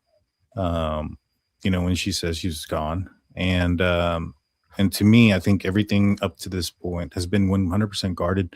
Not saying she dropped it all the way down. As you can see, her shoulder's still up, but her jaw's a little bit lower. It was a little bit tighter earlier. Her face looks like it's longer, like her jaw dropped, and almost like there's more of a saddening emotion, in my opinion, from what I see from her in that moment when she said that her daughter was gone. Does it mean anything nefarious or anything like that to me, or one way or the other? Don't know. But to me, that's what I gathered for the first time in this interview. It seemed like for a second there, like she wasn't as guarded. I'm not going to say she dropped the guard completely because you look at her shoulder, look at her face, look at the direction of her eyes. She's not facing him directly. She's still closed off to him. She still has her shoulder up, somewhat blocking her face. And so, all those things still kind of indicate to me that there's also a lack of trust, with who she's talking to, and she's not buying what he's saying as far as the belief aspect, Don, he's looking straight at him, smiling like, oh, thank you. That's awesome. Yeah. Appreciate you, believing me. And to a certain extent, I think that kind of also felt like he's looking for somebody to believe him because there's so many people that don't. And, it could be worse, could be more, but that was my first impression of all those two things. And then kind of seeing this here. I agree with you, Dan, 100%, because you have to remember too, where these two live,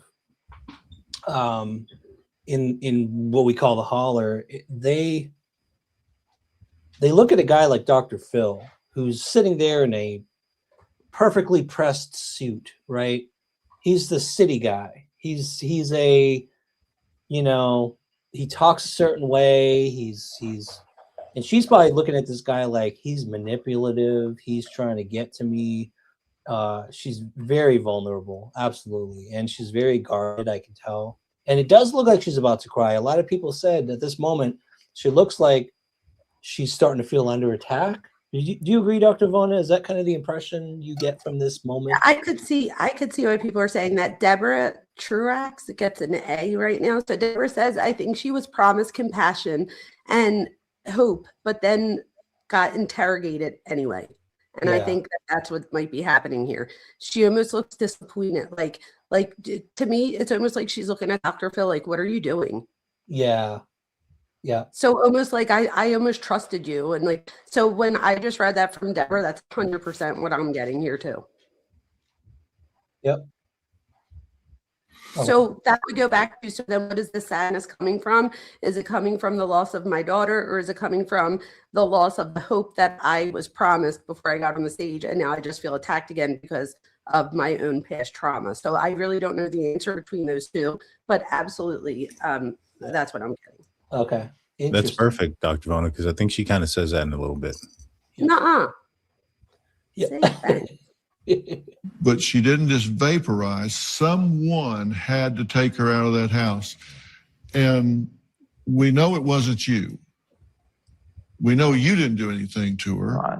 So if it wasn't you, then who was it? Let's rule you out. Sorry to Okay, stop we've it. taken you off the something. chessboard. Sorry, I caught something. So you know how I just said that I felt like she was looking at Dr. Phil. What the hell are you doing? I think that's why he says, we know it wasn't you. I think he also feels that. And that's his way of being like, relax. I know it wasn't you. Just go with me. Trust me here. Which would also be a form of manipulation on Dr. Phil's part. I agree. He's not to be mean to Dr. Phil, but every interview I watch, I always think, man, he's like master manipulator. He really is. And her response too of right and kind of push back a little bit, kind of like, yeah, right. You know what I mean? That was the sense that I got. Yep. You're off the table. If it wasn't you, then who would be the next most likely candidate? I don't know. I wish I knew. Would it be someone, a stranger? Would it be somebody you know? I don't know anybody that would have did it. Then it had to be a stranger. Is there anybody you knew that has disappeared since this happened? No. That, they were around and then this happened and all of a sudden they kind of moved away or they've gone away somewhere? Oh, nobody that I know of. The only people that I know is the people I work with on a daily basis, and that's the only ones I've ever hung out with. I work all the time, and when I am home, I'm with my kids and her. And is there anybody that you've had dealings with that are shady that would do something revenge-wise just to get back at you, to hurt you, that you owe money or that? So they get into the, I think this is where we're getting into the cornbread mafia question, which we'll get to. But that moment, you did see that, you mentioned Dr. Vona, you wanted to see sort of the angle to see how they're, now look at Dawn now. All of a sudden now there's, yes, he's comforting, right? Yeah, so this is to me classic. So Candace is looking at Dr. Phil like, I thought you were going to help me here, and now you're like coming at me. And by Don putting his arm on her shoulder, he's saying, don't worry, I got your back. I'm going to take care of it, which then goes back to when we're home. It's almost like that feeling of, can I do this without you? Because I need that protection. So it's like, then what would you put up with after that? So if I feel like I need you to protect me when I need protection, what am I willing to put up with to have that? That's an interesting insight. It's just insight. It doesn't mean that it's exactly what's happening. Yeah, their relationship is something that I've struggled with because I've heard through the years, there've been, she reported him at one point for domestic violence, and then well, there you go. So now I'm even more sure of what I just said. Well, and then it's been on and off, and then she takes it back. He never actually fully got arrested. She withdrew her claim, and he went back home. That's so normal. That happens all the time. Yep. So all the time. I'm sure Dan can tell you that too. People get arrested all the time for domestic violence, and the case gets dropped because The other person, again, there's a whole cycle with that. Ooh, with the, I don't know if you guys say that word on your channel, my bad, but there's a whole cycle with that. So we have the love bombing, then, you know, it goes through that aggression and violence, and then back to I'm sorry, and then back to love bombing, and it just goes over and over and over. Yeah. Yeah. Yeah. There's evidence throughout the years, not just that case, but we've got a neighbor, I think Jody Sue Brown even said she heard them fighting. And so we know it's true. We know it's been on and off, and they've split up and they come back together. And it's just this, what you're describing, that cycle of. So why would you take somebody back that abuses you? And it would be because they make you feel safe at the same time. Mhm. And this is his way of being like, look, I got your back. Literally, I got your back. It's almost like him feeling Dr. Phil, like being predatory almost. And he's being like, don't worry, I got you. Yeah. Which is such manipulative behavior. If that's what it is we're seeing. The next section, by the way, we get into the cornbread mafia moment, and this isn't the big dramatic moment, but this is where he mentions what happened. And she does have a little bit of a reaction, but we're getting closer to that behavioral panel. And I think after the section here, we can talk about her reaction. We can get to the behavioral panel interviews, which I think you'll find way more interesting because they're raw. They're like raw interviews, semi-private. They almost were in a room where they make them feel like they're not being watched by a huge audience. So you get a lot more. It's fascinating. Yeah. All right. This section is, let's see, 23, 22. All right. Do you know something about it that you haven't shared? Something you may not even know you know. You may not, there may be something in your mind you don't even know you know, or you may know something that you haven't chosen to speculate about, or you haven't chosen to tell. And that's what I'm really focused on right now, because you're in the best position to know what could have happened. If you had to speculate, what do you think happened? I have no idea what happened. Well, I don't. You have to have some idea, because you took your daughter in the house and you never saw her come out. Right. Something happened. I don't know what happened. She just was gone. But she didn't just vaporize. Someone had to take her out of that house. And we know it wasn't you. We know you didn't do anything to her. Right. So if it wasn't you, then who was it? Let's rule you out. Okay, we've taken you off the chessboard. You're off the table. If it wasn't you, then who would be the next most likely candidate? I don't know. I wish I knew. Would it be someone, a stranger? Would it be somebody you know? I don't know anybody that would have did it. Then it had to be a stranger. Is there anybody you knew that has disappeared since this happened? No. That, you know, they were around and then this happened and all of a sudden they kind of moved away or they've gone away somewhere? Oh, nobody that I know of. The only people that I know is the people I work with on a daily basis, and that's the only ones I've ever hung out with. I work all the time, and when I am home, I'm with my kids and her. Is there anybody that you've had dealings with that are shady, that would do something revenge-wise just to get back at you, to hurt you, that you owe money or that you had illicit dealings with in some way? We know that you've had some conflict with the law concerning drugs and different things. Is there anybody that you've gotten sideways with? I fired a lot of guys for being on meth. And the last guy I fired a day before, pretty sure, I can't prove it, but he was way out there and I fired him. The very next day, my daughter disappeared. And the law, TBI's been talking to him and he's got an alibi where he was.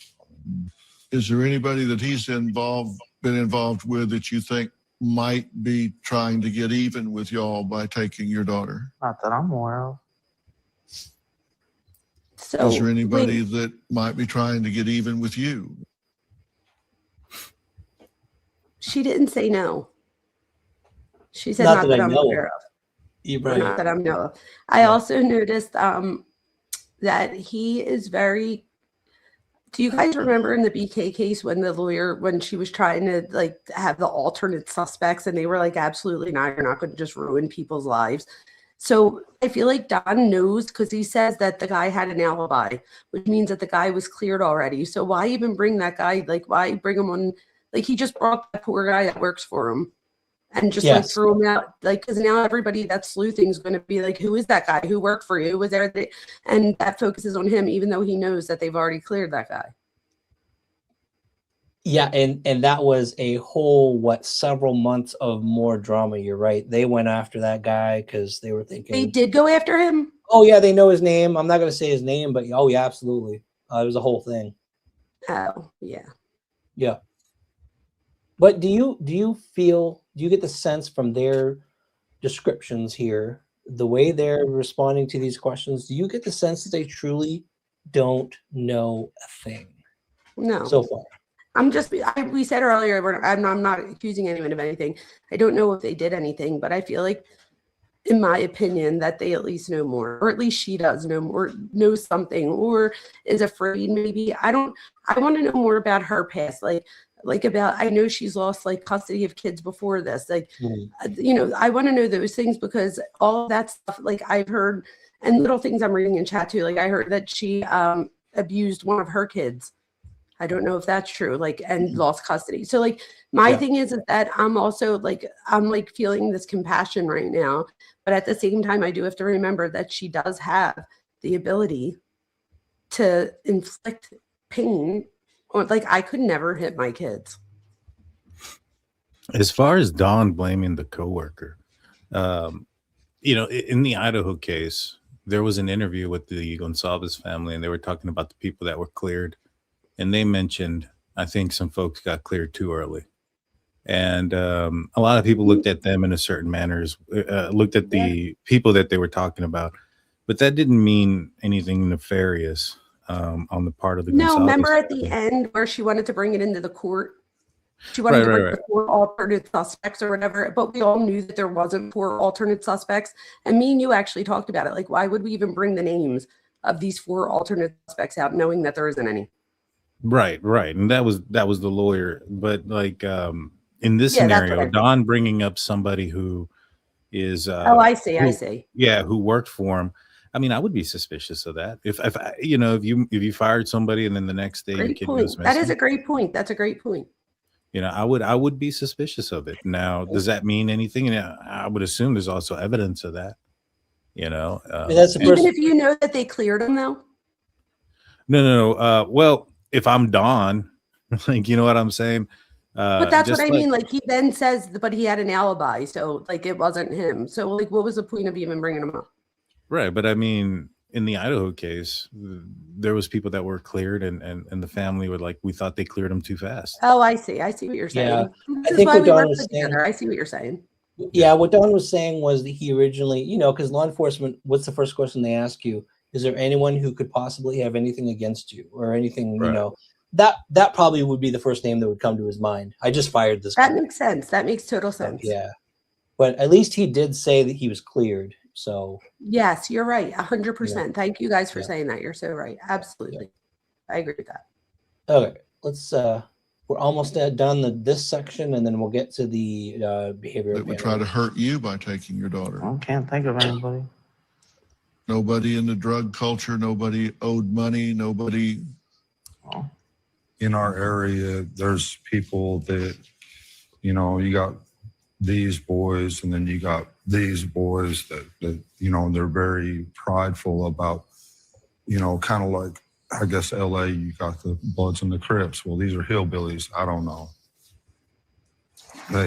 But we don't associate with them. We don't socialize with them. We try to socialize with our church. We try to keep our kids in that church. That's our main goal. We try to stay completely far away from that kind of activity as possible. Well, but you haven't always. Right. When you guys sat down with Scott and Greg, they asked you about Okay, we'll get to that. We'll get to the actual He did make a good point though to Dawn, and I mentioned this when I was talking. I actually talked to Dawn this weekend for about 30 minutes on the phone. And we were talking a little bit about I can't remember why he texted me and he wanted to talk real quick. And we talked Did he know that you were going to meet with me and Daniel? He knows what I do. And I'm as surprised as you are that he's willing to talk to me. Although I think I'm not surprised. I'm not surprised at all. Why is that? You should be careful, really, because if he even knew a little bit that we might all be meeting tonight to talk about this stuff, and he knows that I'm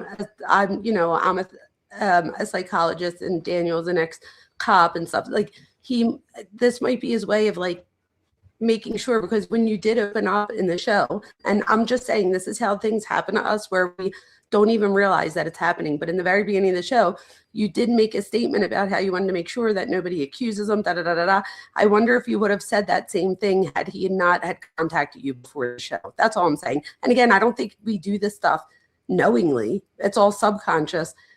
But that would have like worked if you think about it, if he was being, just be careful as far as manipulation. That's all. I appreciate that. I think you're absolutely right.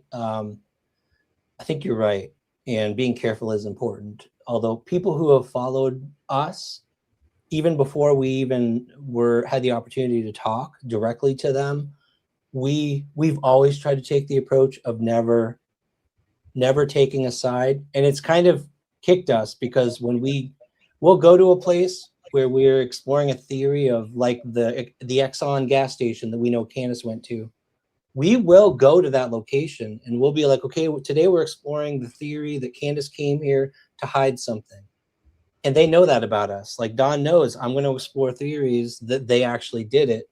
And then he also knows that you don't just go out and blame people either. So I wonder, like, in other words, I wonder if he would have called somebody that he knows wouldn't believe him type thing, as opposed to. Oh, absolutely. Yeah, you're right. That's what I mean. Do you know what I mean? So I feel like, and if I'm a manipulator, that's the person I'm looking for, is the one that I think will listen to me type thing. So I'm just saying, make sure somebody doesn't play on your heartstrings, which is why I don't talk to criminals, because I think that they might be able to play on mine. So I'm not saying that you're doing anything wrong. I think it's just human behavior, and the way that we like to like think that like we're understanding somebody else, or that we feel their vibe or whatever. But if somebody, and again, I don't know that he's a manipulator, but if he is, then that could be a tactic for him, where you might be building this emotional bond, not emotional bond like your best friends, not like that, but where you feel compassion and stuff like that, where if he is a manipulator or has like antisocial personality, he would be playing those heartstrings and doing that on purpose,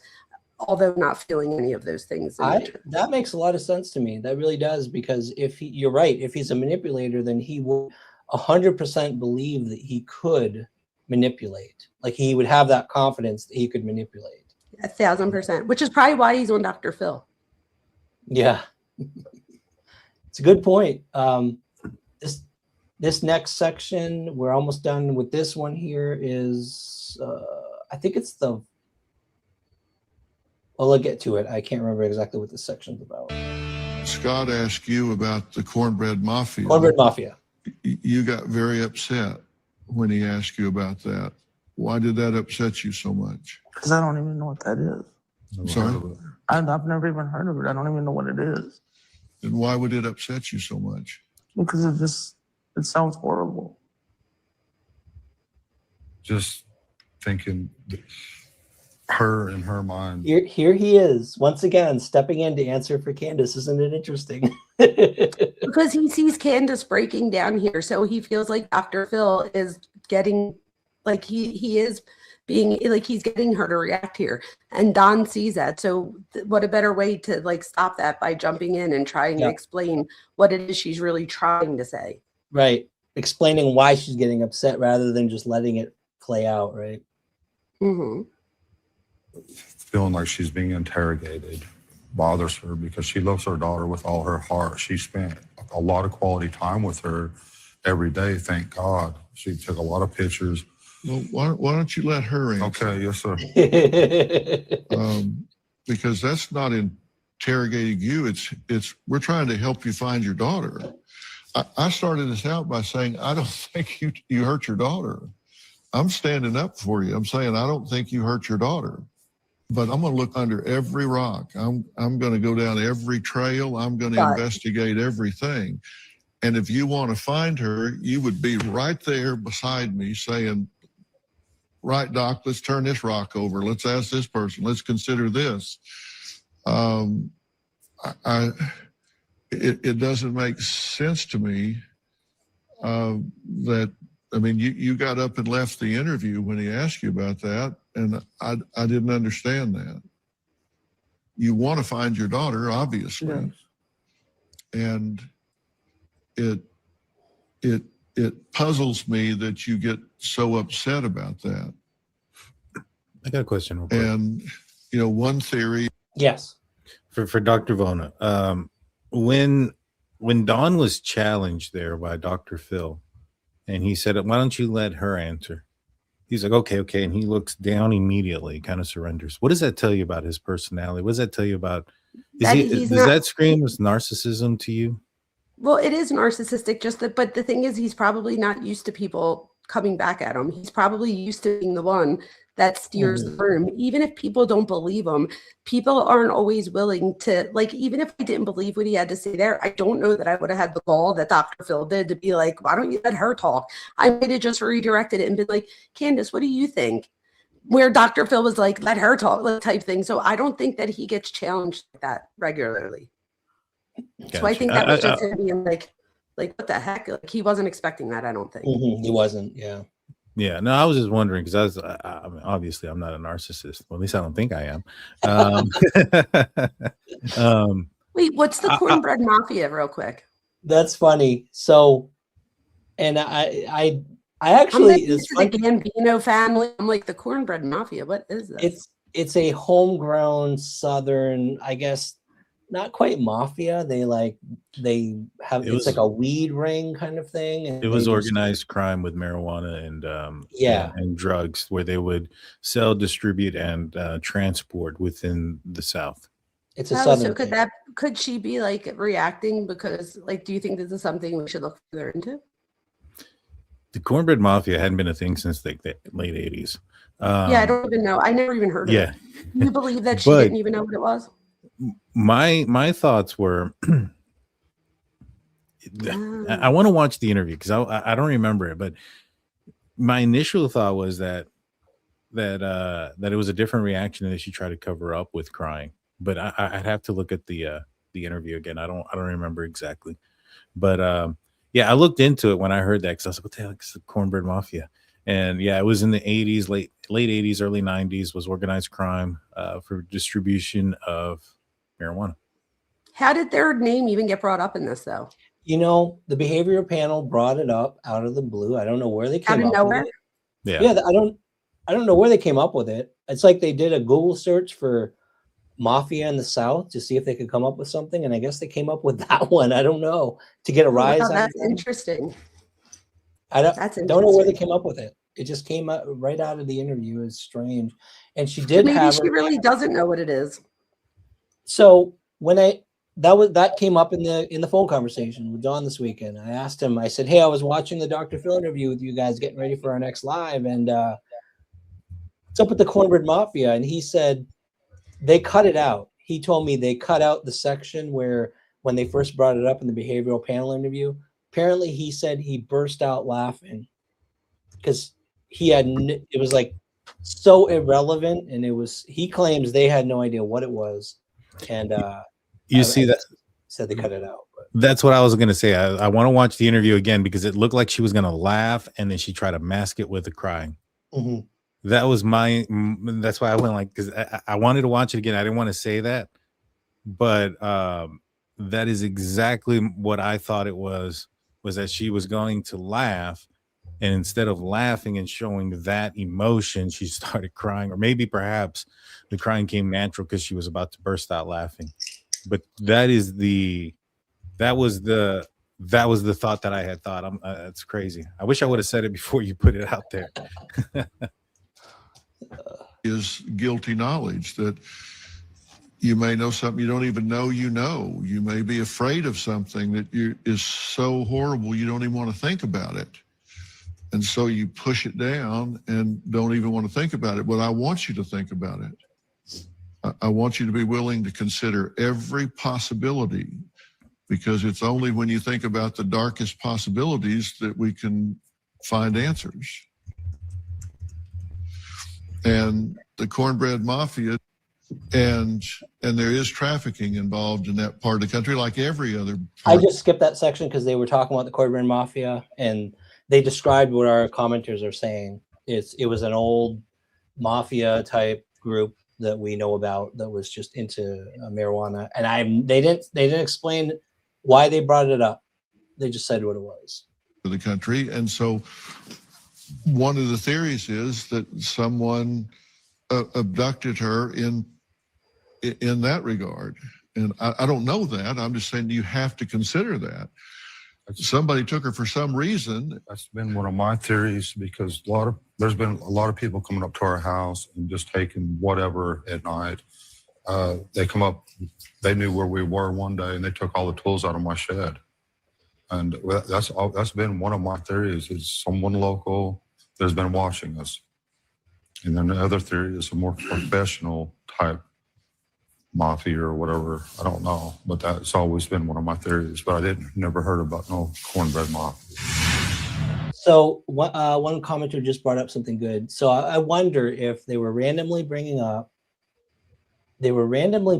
cornbread mafia as a way to talk about the drug scene. Because I'll tell you, East Tennessee does have a really bad drug, organized crime, absolutely, 100%. And one commenter just mentioned one of the organizations, they call them Vice Lords. There's a bunch of others who are potentially connected to other missing persons cases, like Layla Santinello, one we cover. She was into drugs. She was a young lady, 19, 20 years old, disappeared, OD'd. And that happens often. So I kind of wonder if Dr. Phil and the behavioral panel weren't using just some random drug group to get a rise out of them, to see if it's related to drug connections. Maybe. I think Maybe, I don't even know. use the more relevant and more something that people are actually afraid of in the area. I mean, bringing up something like cornbread mafia sounds. I think somebody put it in the in the chat. If you don't know who they are, if you're not familiar with it, and you're from the South, you may seem that as almost as an insult. Like, what are you trying to say? You know what I mean? And so, with that in mind, I would have felt that the tactic would have been a better one if they would have used a more current and as you mentioned, there are several different gangs that are in the area. If you would have mentioned one of those, to see, or even one that is like super dangerous. Like, for instance, there's Mexican cartels that are out here in Texas, and if you were to bring out a specific one, maybe the most violent one, if they are involved in that type of activity, they probably are familiar with the most violent group in that area, and that would spark a reaction that you're probably looking for. And so I just thought it was weird to bring up an old or something that maybe isn't in that area that's prevalent, that's more well known for the time. I agree. Yeah, a marijuana group didn't make sense to me. There's a lot surrounding the meth scene. When you're talking about when you talk about that particular drug, now you're talking about the groups that people are pretty freaked out about, pretty scared of in the area. So I agree, Dan. I don't know why they didn't bring up one of those, to get a rise out of them. It was weird. And it was insulting. It really was insulting. A lot of people have said, like, cornbread mafia, are you serious? Is that just because they're in the South? It didn't make any sense. I can't believe they just came up with it like it wasn't like a tip or something. That's crazy. Maybe they know more. I don't know. Maybe. I don't think I could have said that with a straight face. Like, was it the cornbread mafia? Like, I just don't think it would have rolled off the tongue with the what I was trying to get across. That's what I'm saying. Yeah. So now we are getting into the emotion. You're going to see the emotion now from Candace. This is big time. This is the behavioral panel interview, the segment I could find, I asked people if they had a full interview of her, but all I could get was this section, and I think it's because she left early, took off her mic, walked out. So you'll see that here. I think you'll get a lot more out of this than you did out of the Dr. Phil interview itself. At first, but finally agreed to sit down. Candace, I'm gonna have to ask you some hard questions. I told you this. Did you do anything to Summer? No. Do you know what happened to Summer? No. Do you know who took Summer? No. Anybody in your family involved with this? Not that I'm aware of, no.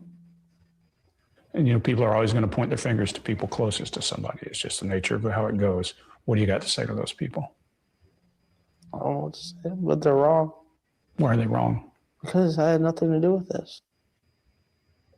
Now, what they do is they go into an analysis segment. So they'll do this in sections. That was the first section.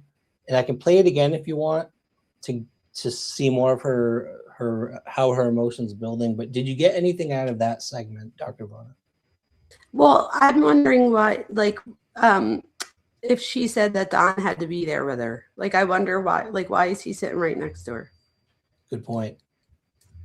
One thing that I'm noticing is she's not as guarded. And so I think that this obviously appears that this happened first. And so that probably leans, the result of this might be one of the reasons why she's so guarded with Dr. Phil as well. Because this came first, you're saying. She knew this happened. Yeah. Well, not so much that she knew that is, but like, for instance, if she walked off, like Dr. Vona mentioned before, if she was promised like, hey, we believe you, this, that, and the third, and then she goes in there and then she feels like she's interrogated again. And then to the point where she walks off the stage, the next time that she speaks with Dr. Phil, she has that is the most recent account with the show is that. Yeah. And so that may have an effect on her being defensive. That may have an effect on her demeanor, on why she's being so guarded and those type of things. I think that, in that video that you showed, she's not leaning away from him with her shoulder up, covering her face. She's looking directly at them, and is open to what they're saying at that point, at least from what we saw, from what I gather. That's a good point with the body language. You're picking up on something that I think one of the behavioral panel guys said so you're watching the guarded, putting the chin down, not putting the chin down, that kind of like body position. One thing they said that I'm curious what you think, Dr. Vona, is I'm going to show this again real quick, 1724. And they mentioned when her vocal range changed, the way she answered the questions. I'm going to play this one more time. And I'm curious if you take notice, she says no. When they ask her a question, she says no, but then she does say, not that I know, but she says no first, where she didn't the last time. Yeah. Yes, that's right. Good point. Candace, I'm going to have to ask you some hard questions. I told you this. Did you do anything to Summer? No. Do you know what happened to Summer? No. Do you know who took Summer? No. That difference is what they highlighted.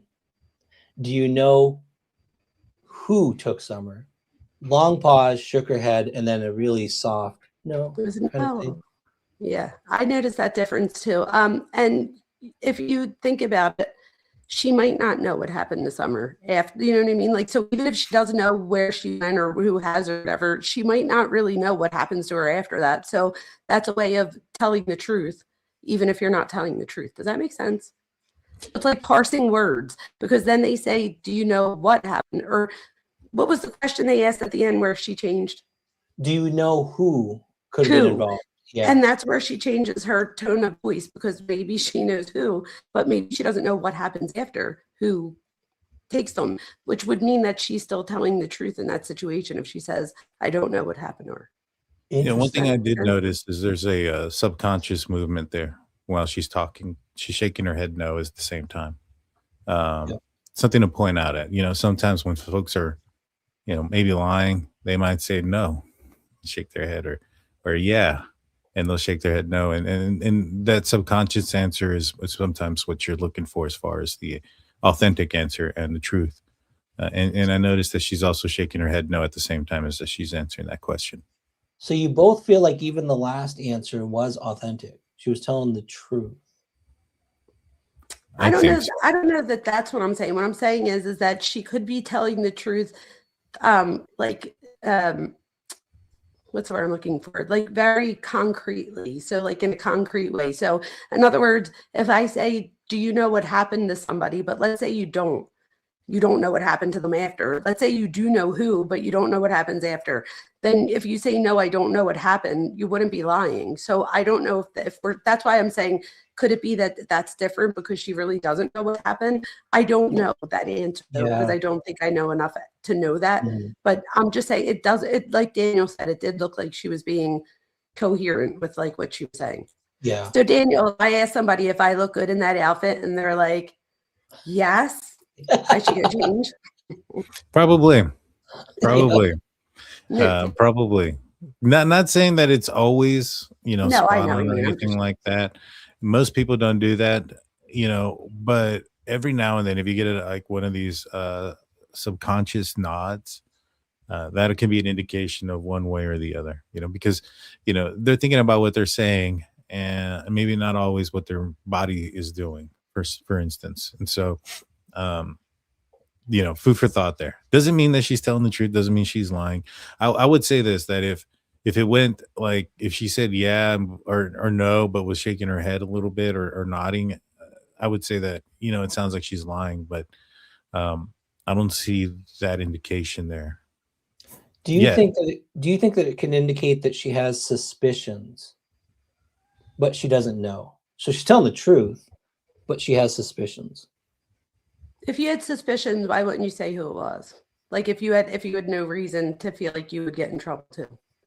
Well, that was one of my thoughts, though, is that maybe perhaps because Chris McDonough has interviewed her and he says that there's a point where she's breaking down, she's crying, snot is coming out, and she says something to the effect that I think God is punishing me. Now, when I heard that and I started, to think about that scenario, I felt like the summer being gone was part of what was the punishment that she was referring to. And so I was thinking, well, what would she have done to have caused that? And there's a lot of this talk about, with Dawn about, God and religion and things of that nature. And then there's also that 911 situation that occurred where Don thought that Candace was cheating on him. And I've been open about this. I wondered if that's what it is that she's hiding, is that she had an extramarital affair. And one of the things that I wondered is if that extramarital affair was with somebody maybe perhaps not of age, whether that was Hunter, whether that was somebody else, something that she can't admit to because obviously she would then find herself in her own legal issues. I pointed to the fact that when Chris McDonough was in the house, there was Girls Gone Wild on the TV, which is not something that I would expect an older dude to be having. Like I've worked some cases where there's child predators and things of that nature. That's not typically what you find, with those type of things. Now I've seen where that type of material where it's just girls flashing, used to attract younger, like in the grooming scenario of a situation, right? And that's one of the things that we were talking about once, Ryan, where you mentioned to the effect that, I don't know, why a young man would find Candace attractive, given the age difference and things of that nature. And then that's when I said, that's when the smokes and the drinks and the secrets come in. And then the filth on the TV. I don't know where Don was that day, that Chris McDonough did that walkthrough. But if he was at work and he was quite a bit of ways away, I have no idea. I wonder who was watching that Girls Gone Wild or what the intention of that was for. I mean, it could have been Candace's. Maybe she's into that type of stuff. But to me, that kind of screamed out that. And could, for you, Dr. Vona, could that be something that we're picking up on as far as like something wrong here, And Yeah, 1,000%. 1,000%. That could totally be plausible. And I would even be afraid for her if Don was listening to this right now, that he would even take that theory and press it. Do you know what I mean? Like, oh, look, even Daniel, the investigator, thinks you did something. So I would caution that, but absolutely, that could be the case. And so why would somebody, she could be, and I don't know her whole past, but from what I've read in chat, people said absolutely, I don't know what her trauma was, but people said she's had trauma, childhood trauma even. And sometimes when people have childhood trauma, they're stunted emotionally in that age. And so she could be, where Don could be playing more of like a dad role for her. And she's like, so yes, I could see what you're saying as a possibility. Yeah. yeah, and they're saying that I've seen a lot of people in the live chat say this, that they've cheated on each other quite a bit. Is that been proven? I know people are saying that, but has that been proven? It's been admitted, and the problem is that the Wells, one thing about the Wells too is they like to play practical jokes. Like recently, Candace has said she has a girlfriend in 2 different locations. They don't know about each other yet. And it was like a big joke, I think. So it's hard to know. But people who know them closely have said yes. And a lot of people in chat are also saying they've admitted through the years that, yeah, that's been happening. So most likely. Yeah. She may not feel that she deserves like the, and again, I'm not saying that she doesn't, but when we're growing up, we have an internal working model where we we either do or we don't feel like we're deserving of love or deserving to love other people. So if that was the case and she keeps taking back somebody that cheats on her like that, and I don't know if she's cheated on him too, I'm not sure. But that would just say to me, like, you have a low self-esteem, right? Mm-hmm. You know what I mean? Like, why would you keep doing this over and over again? Other than you didn't think that you deserve something more. I think he provides a sense of security for her. It's hard to say. Like a fatherly thing. Couples have interesting relationships, right? I mean, some of them, there are whole swinger communities out there, I guess, and they're okay with it. So maybe, I don't know. They're just okay with them. I don't know. I haven't dug into that part of the relationship very much, so I really don't know. I can't say. Yeah. No, I have my specialization in couples therapy, so I'm picking up on a lot of it too. And again, I would be curious. I think maybe after this, Ryan, you send like a text just to make sure they're good. Like, I'd be afraid that he would take something that we said tonight and go like just confront her. Even, I'm not saying do anything to harm her, but like even confront her with something. Like, is he the jealous type? Well, the information about the possibility of Candace being involved with young men, I think, has been out there for a while. A lot of people look at the fact that I guess there was a little boy. So going back to when Summer disappeared, she was Summer, her mom Candace, and the grandmother, and they call her Grandis. They went out into town.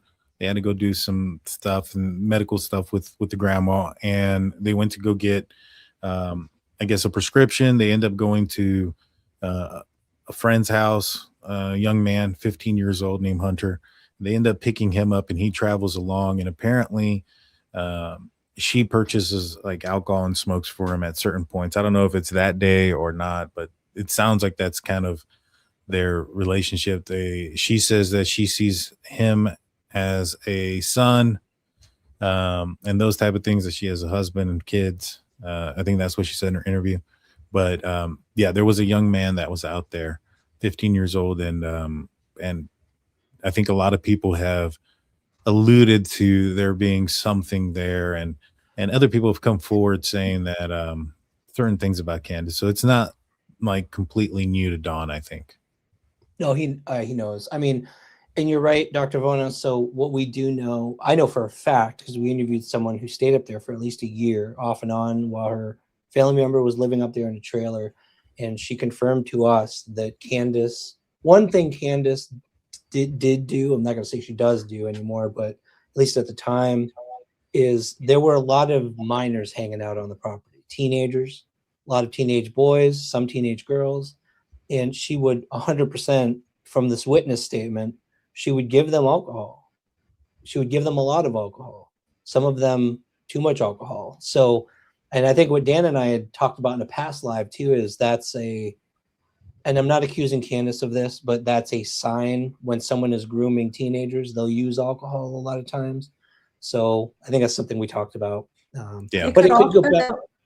It could also though be, what if she doesn't have a very high self-esteem and the younger kids give her a sense of like, she's so cool. Yep. Like Yep. it could be something like that too, where they're making her feel like, accepted, and like these kids, they like hanging out with me. That's slippery Could be slope, something though. like that too. Well, and that's what I was going to say, Dr. Vona, is that is a sign of what people who groom do, but if you take into account what you've been saying this whole time we've been talking about them with the past trauma, it goes in line with what you're saying. Like, she just wants to feel like I think she feels like she is closer to that age group, to the teenage age Yes, group. that's what I was saying. Emotionally stunted. Absolutely. Yeah. Yeah, but that's how like some of these teachers end up getting in trouble, is because they feel closer to the teenage group. They want to be the cool teacher. They want to be this. They want to be that, and then that slippery slope leads to something inappropriate. I mean, it's already inappropriate if you're buying alcoholic beverages and smokes for a young man, at her age. And so, I assure everybody would feel that way if it was Dawn purchasing alcoholic beverages and smokes for a 15-year-old girl. Mm-hmm. I think everybody would also, assume that would have been extremely inappropriate. And so, not saying that that's the case. I'm not saying that's the case either, that that's what Candace was doing or whatnot, but that it is a slippery slope. And, you have a young man who's, at 15 years old, you're mixing alcohol and things like that with a confused young boy who's probably confused about their body and puberty and things of that nature that can be easily taken advantage of. And so, it doesn't look right, like you mentioned, and it can definitely be a slippery slope. And when it comes down to what she's hiding, because I think even the behavioral panel, Dr. Phil, and myself, and I don't know much at all, but I even see it, that it feels like she's hiding something. I wonder if that's what it is, and there'd be a real fear of the potential of going to jail for something like that.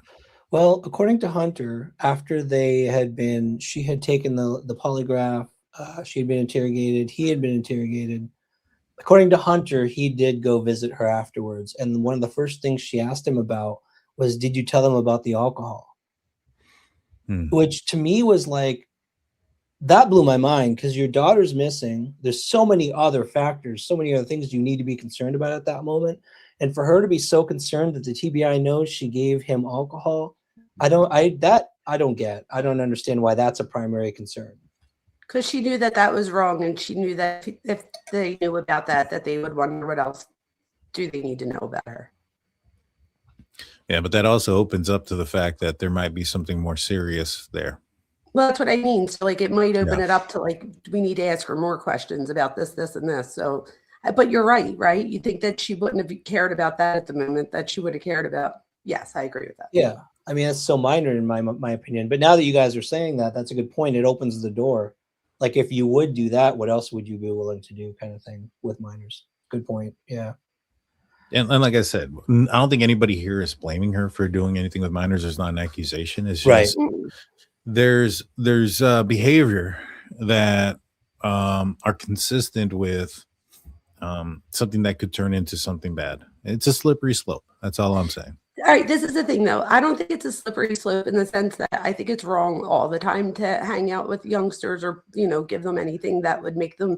This is the thing. Youngsters look at adults as like, they have like, when we do something like get it alcohol for a minor, we wind up breaking a barrier in their head that like, these are the people that are supposed to take care of us. Like, they're the ones that are authority and they're going to break rules.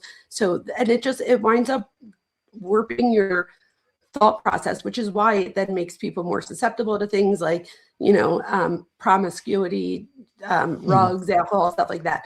what I'm thinking is, even if it wasn't like a sexual thing, that feeling of these are like my friends or people that understand me, I think would even trump a sexual thing, in my opinion. Hmm. And again, I'm not saying that, I don't know if there was either, but to me, this screams more of like she found her group.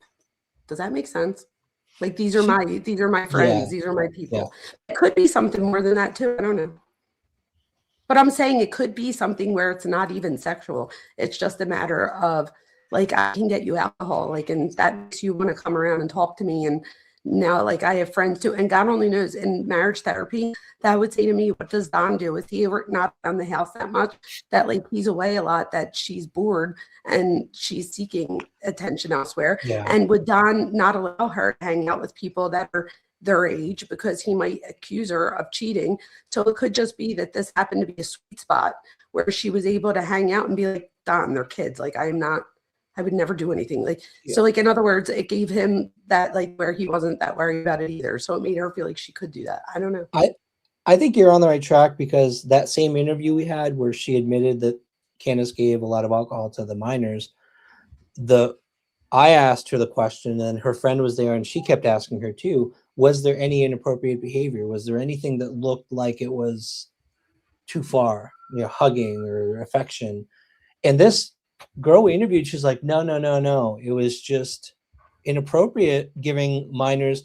The only thing she said was inappropriate was, why doesn't a grown adult always hang out with teenagers, and why is she giving a ton of alcohol? She did not say there was any appropriate touching or that she witnessed or anything like that. So yeah, I think you're right. And that says to me also, I don't know what the culture is like. Maybe giving interview, I don't know how old these kids are. Are they 18, 19? I don't know how old they are, but like, could it just be in their head, like, oh, what, you didn't give kids alcohol when they were 18 and where you live? Like, so it could be a cultural thing where it wasn't really frowned upon as much. I don't know how old these kids were. Like, were they like, 18, 19? Young to mid-teens. Yeah. Okay, I will say this. I'll say this. I've investigated sexual deviance before, and child predators. Sometimes people, they hide it fairly well. The other thing is too, I would agree with everything that you guys are saying, if and only if the Girls Gone Wild has nothing to do with any young boys. If that was her watching it, because Don was at work that day or whatever the case may be, and nobody else was supposed to be there, that wasn't for somebody else, that wasn't for a young man, then yeah, it could very well be that she's found her people, and she feels more, I guess, friendly because, whatever. But if the Girls Gone Wild aspect plays a role in it, that's the sexual aspect of this, of their relationship. And okay, that's different. But I don't know if it is. Right, but I'm trying to think of how else could that play into this, and the way that else could play into this is you have to want like these kids to want to hang out with you too, right? So you have to be providing something. They're not just going to hang out with somebody much older than them. So go to my house. You could come to my house. We can have alcohol. I could give you some smokes. You could watch Girls Gone Wild. Like, so it's almost like look how like that I'm cool, like come hang out here with me. And again, I don't know that this to be true, but I'm saying if we found that there wasn't a sexual component, it wouldn't surprise me that this behavior still occurred. That's all I'm saying. Right. Yeah, I get it. I agree. Let's be honest, who's really playing with themselves? The Girls Going Wild. Like, why would she have it on herself? It's not so much like, so if you put your mind into the predator, right? You start off with the alcohol, you start off with the smokes, it starts off with secrets and promises. And the Girls Gone Wild is to induce a sexual response. A 15-year-old, like a grown man, this is why I think it's weird, because a grown man, that's experienced and, has been with women and things of that nature, watching Girls Gone Wild may not be that thrilling. But to a young boy that's 15 years old that maybe hasn't seen a pair of women's breasts, it's a different story. It's a different story. And that's why it's interesting to me that it was Girls Gone Wild. And it's interesting to me at the time of day that it was playing. Yeah. I think those two things are the things that really stand out to me. Yeah. Yeah. Girls Gone Wild, isn't that like like, and I'm not This trying girl's to, flashing. yeah, but it's not that. Like, isn't it more of like an infomercial? Well, They had infomercials. I'm just saying, like, doing to it. me, with Yeah. all the social media stuff that we have nowadays, like, I feel like people would go to like Cornhub, not like Girls Gone Wild. I'm just saying if they were using it for that. But so my thing is, how do we know that it wasn't, you know, I don't know. Maybe she didn't have access because people said that they didn't have good internet. So maybe that was just something she had. So you could be right. I really don't know. I'm just saying that if we found that there wasn't a sexual thing, it still wouldn't, I still wouldn't be like, well, then what was it? Because to me, just being like emotionally stunted and trauma and wanting people to be around you and having people that are allowed over when Don's not there, because maybe that was the only group of people. Maybe she could have said, like, used her own kids or something. Like, what are you talking about? All the kids come over here. Like, you know, like, I just don't know, like, if he's a jealous person, would she not be allowed to have friends her own age? Because that might lead oh, to I'm sure something. that's the issue. I'm sure Yeah, that's 100%. definitely an issue there. Yeah. We know that when a guy named Jose was staying there while he was across the country, he admitted that when he heard some dude was staying there, Candace's age, he raced back home. So yes, there's indications of could definitely be the jealous type. So this could be her way of having friends. And that's sad if you think about it, right? Or having like a group of people that accept her, at least that she thinks accepts her. They could just be there for the alcohol and the Girls Gone Wild. Yeah. Are you guys ready to see this ramp up? Yep. Yeah. It keeps going up. The temperature keeps rising here. Okay, well, let's take a look at the next tape. Is there any reason anyone near you would want to hurt you or your kids? Not that I'm aware of. What do you think should happen to somebody that did this? To the person that did this, what do you think should happen to them? They should be put away for the rest of their lives. I mean, they should be tormented, I think. All right, then they analyze that section. Any thoughts on that one? That was like 10 seconds. I can jump to the next one. It's always interesting when they ask a parent what should happen to the kid. And I don't know, I guess this just would depend. I would be assuming that if, God forbid, something happened to my child, I would be like, they would die type thing.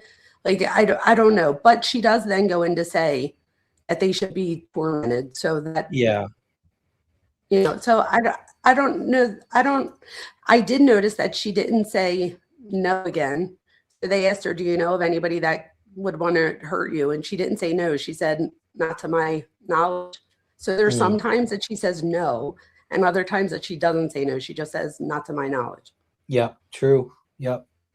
To me, I thought that it almost seemed like when she said the tormented aspect was almost like that was the response she thought that they were expecting her to say. Not necessarily. Yes, afterwards, right? Yeah, like not necessarily her first thought. enough. Right, exactly. Like, you know, yeah, it should be more. So it didn't come off completely authentic to me. Yeah, I agree. The guarded aspect of her personality, in my opinion, never really dropped until the moment that's coming up. The whole thing to me was she wasn't letting on a whole lot of her, what she was actually thinking, her emotions. She was just, like you said, kind of answering with what she thought she should say. The right answer, right? Okay. I think I got the right timestamp. 2004. Here we go. You would have a very extremely graphic answer to that. Yeah, Exactly. it wouldn't take me 5 seconds to think about it. Give me. They were saying her answer wasn't harsh enough. Just saying tormented, they were like, I don't know. That was their So that's what I said, right? Though I said, if something, God forbid, happened to my kids and somebody asked me what should happen to them, the first thing I would say is they should die. Yeah. Yeah. Immediate. Right.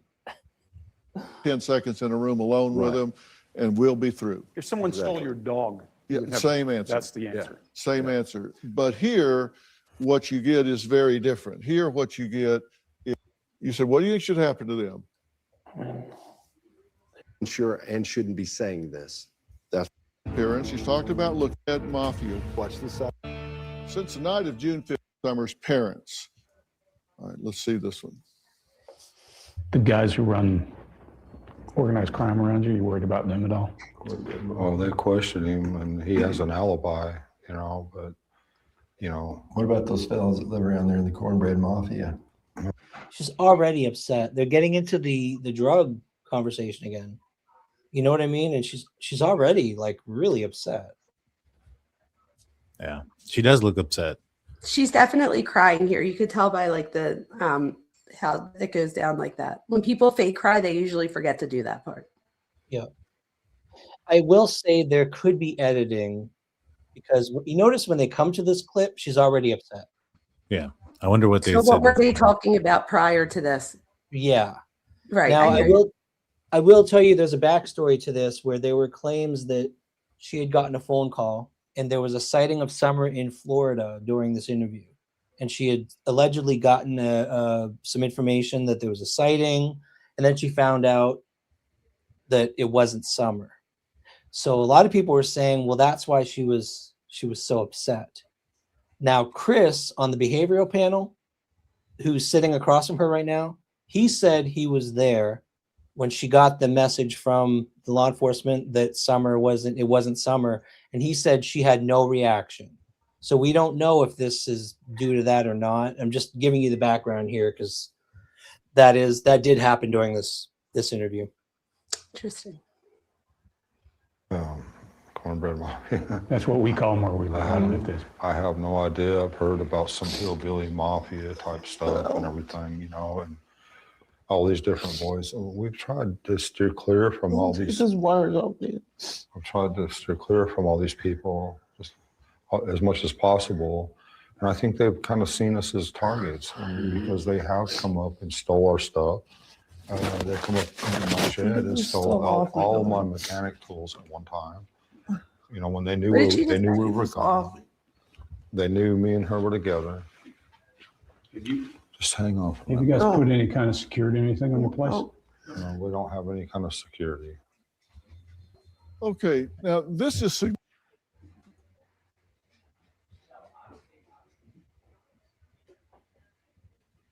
She says something under her breath, like something about cornbread mafia, but I didn't hear what she said.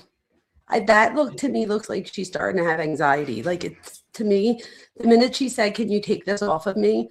Everything after that point, everything after that point, I felt was like, you know, like when somebody tells you, like, wait a second, and you're like, no, really, I need, and then like they're like, but wait, and then you get more and more. I feel like that's what was happening there. Oh, she was shut down at that point. Yeah. That's what I mean. Like she would like, and she looks like she just got into that, like, I need to get out of here. And that after that, she wasn't even listening. Yep. But she does say something about cornbread mafia under her breath. Did she? I thought she said, I don't know cornbread mafia or something like that. I heard cornbread mafia.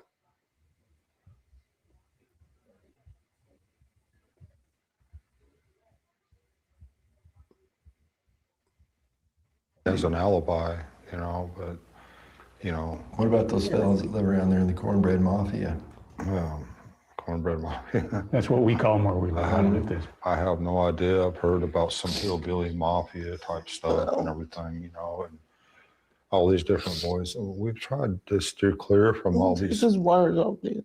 I've tried to steer clear from all these people just as much as possible. And I think they've kind of seen us as targets because they have come up and stole our stuff.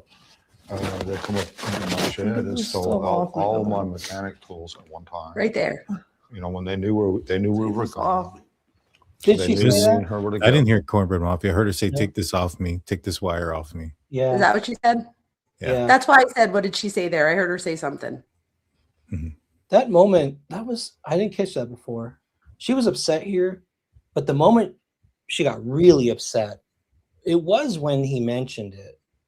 Well, cornbread mafia. That's what we call See, them. she kind of goes up like that.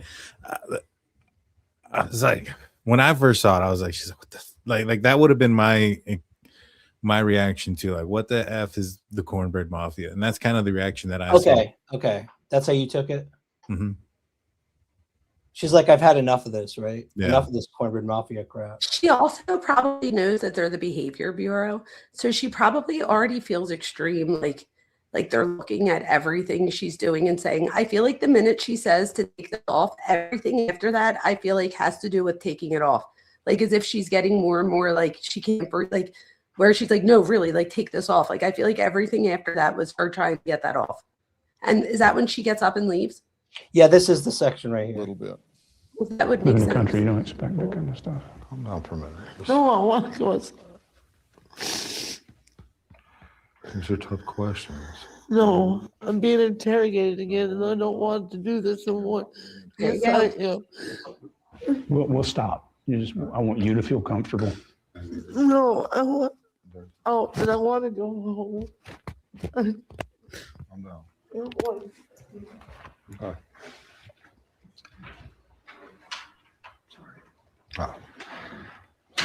That was it. She walked off.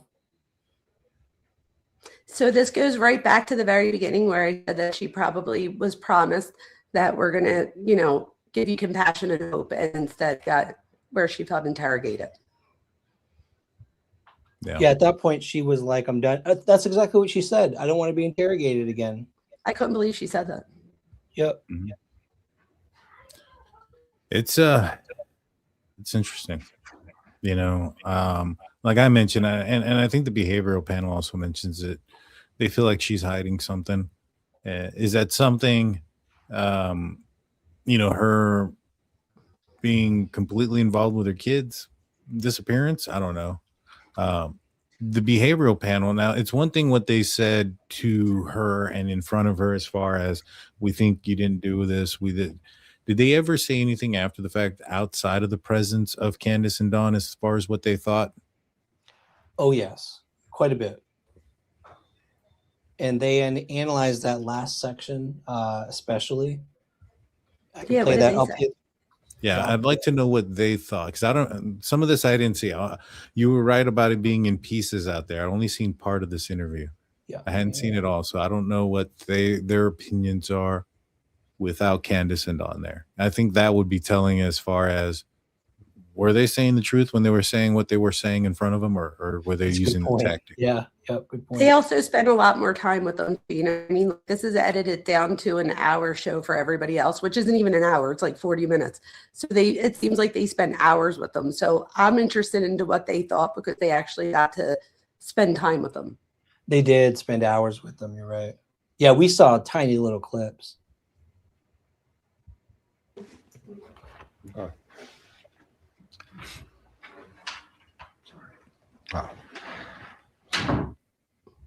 Okay, this is right after you ask about the cornbread mafia, and she had the response that we saw, and now she's fleeing the scene. Yes.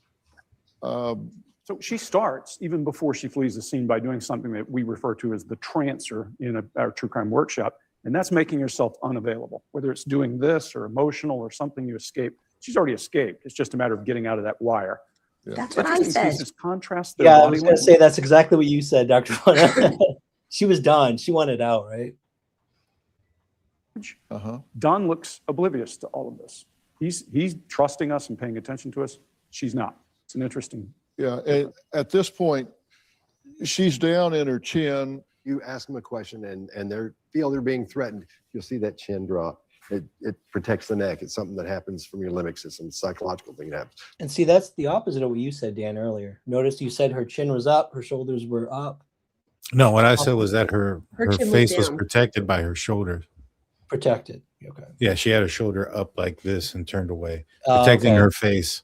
Like she had to look at him from a different angle, so she wasn't looking directly at him, open to Dr. Phil. She was turned, and then she had her shoulder up, and she was looking like this. So she was very much protecting her neck and her face from him. Interesting. So the head goes down. That's what we're seeing there, along with a lot of I. She talks about it's not working for me, those types of things. They get very emotional. They lock up. Their throat is protected by putting their chin down over their throat. And then typically in pre-confession, their body will open up, and that's when you close. That's when you go after them. Yeah. We wondered. Now, when my producer asked the Wells for a tour inside their home to better understand what happened the day that Summer... They get into the McDonough home review. So that was the end of their analysis. But what did they say as far as Yeah, what did they believe think her? happened? Do they think she's lying? Me and Daniel want to see the end of the episode. Yeah, we were like, what's going I have no idea if they believe her or not. Yeah, let's see at the end if they actually talked about it. I think they might have. Because everything I'm seeing does not tell me that I have a hypervigilant. What Candace says is that they were planting flowers. Yes, sir. She had a piece of candy. Yes, sir. They washed their hands, had a piece of candy. And then she says she walked her up the stairs to the house, inside, handed her off to the boys for supervision, that the boys said she went downstairs.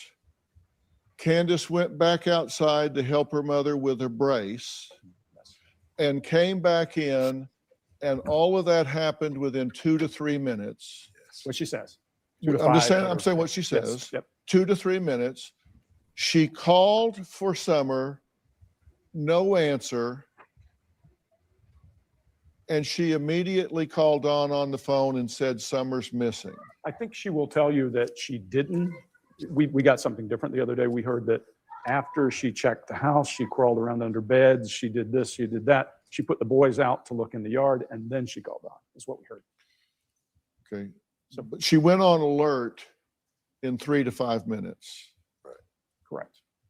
Psychologically speaking, I have to tell you that's inconsistent with everything I'm seeing.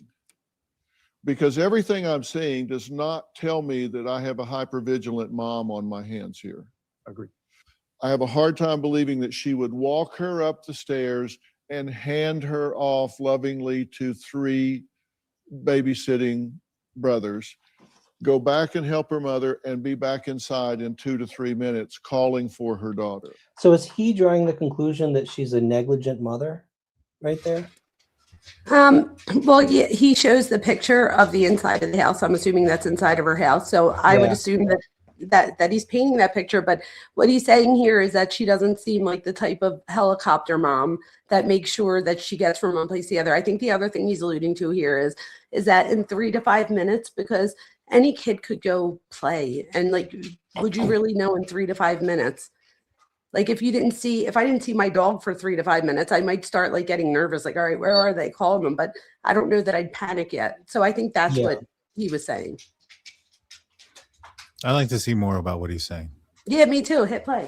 The timeline doesn't work right. I don't believe she could get out there and back in 2 to 3 Nor do minutes. we. I don't believe she called for her in 2 to 3 minutes and went on alert in under 5 minutes and started a search. Or that she would call Don, and given Don's history with law enforcement, that his first reaction would be call the cops. Because every time the cops have been out there before that, it wasn't to serve and protect, it was to arrest and detain. I'm not saying that Candace is involved here. I'm not saying Don's involved here. I'm just saying it just doesn't add up to me.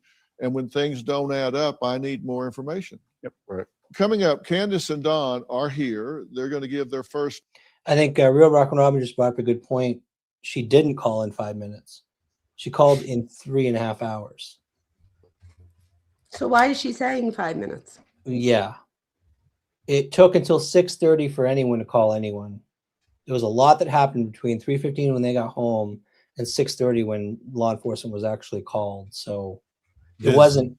I should also add that the story she told, though, that she went on alert and sent her boys down the hill to search and all that stuff, that could be true because the neighbors have reported seeing the boys go down the hill to search. Candace was running around all over the place. She's been sighted different places. So she may not have meant that she called law enforcement right away. I don't know that she said that. He's saying he doesn't even believe that she went on alert in the first 5 minutes. That it was, what I took from him is that he's saying it took a little longer than that probably before she realized that Summer was actually missing. Yeah, which I think it would be for anyone though, right? Like, let's be honest, how many of us, and I mean, I'm sure there's some parents that watch their kid, like, but when you're home, you usually assume that, especially if your kid's old enough to go play and stuff, that, all right, I'm going to go help grandma, I'll be right in. Like, So I feel like she wouldn't have had a reason to look after 5 minutes. But if she didn't look for 3, or if like it took 3 hours to call, then that makes me wonder, why is she telling Dr. Phil 2 to 3 minutes? Does she think that that's what he wants to hear? Now, so we know that she got home at 3:50 and the 911 call came in at 6. Is that when she says that Summer went missing, the moment they got home? 3:15 they got home. They planted flowers for a while. They gave her a peppermint candy, sent her inside, said to the boys, watch Summer. And then she went to adjust the brace. Now she said from the moment she sent Summer inside to fixing the brace, she told McDonough that was like a few minutes. That was like 5 minutes, maybe 5 to 10 minutes. Right. Very little time from when she saw Summer go down there in the basement to when she went back in again to check on her. So I think the most important part about that is how long was it that they were planting and things like that? Because, a lot of people are saying, they were gone for 3 hours, or she was missing for 3 hours. She didn't call for 3 hours. It doesn't sound like she was missing the moment that they got home. It sounds like it was at least a little bit after. I don't know how long it took them to plant things. They've been gone all day. I wouldn't be surprised if the first thing they did was utilize the bathroom and then go out and do all these other things that they were doing. And so them getting home at 3:15, I don't think that necessarily correlates with Summer going missing at 3:15. That makes sense.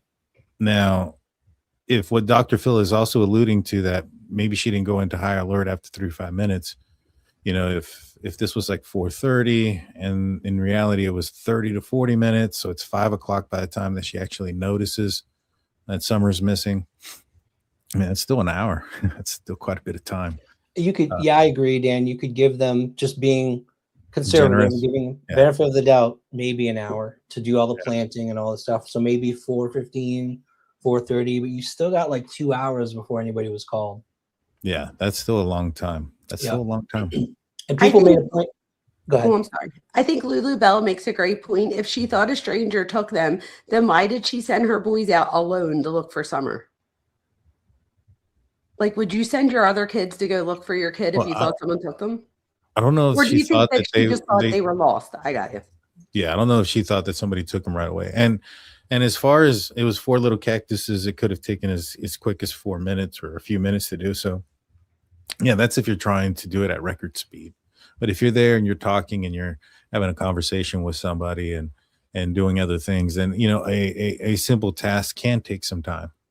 It's not about the task, it's about the conversation that you're having or whatever may be going on or whatever the case may be. And again, I think that if you're out all day, you've been drinking, doing some other stuff, I wouldn't be surprised if you had to use the bathroom when you got home, those type of things. And so those things add up in time.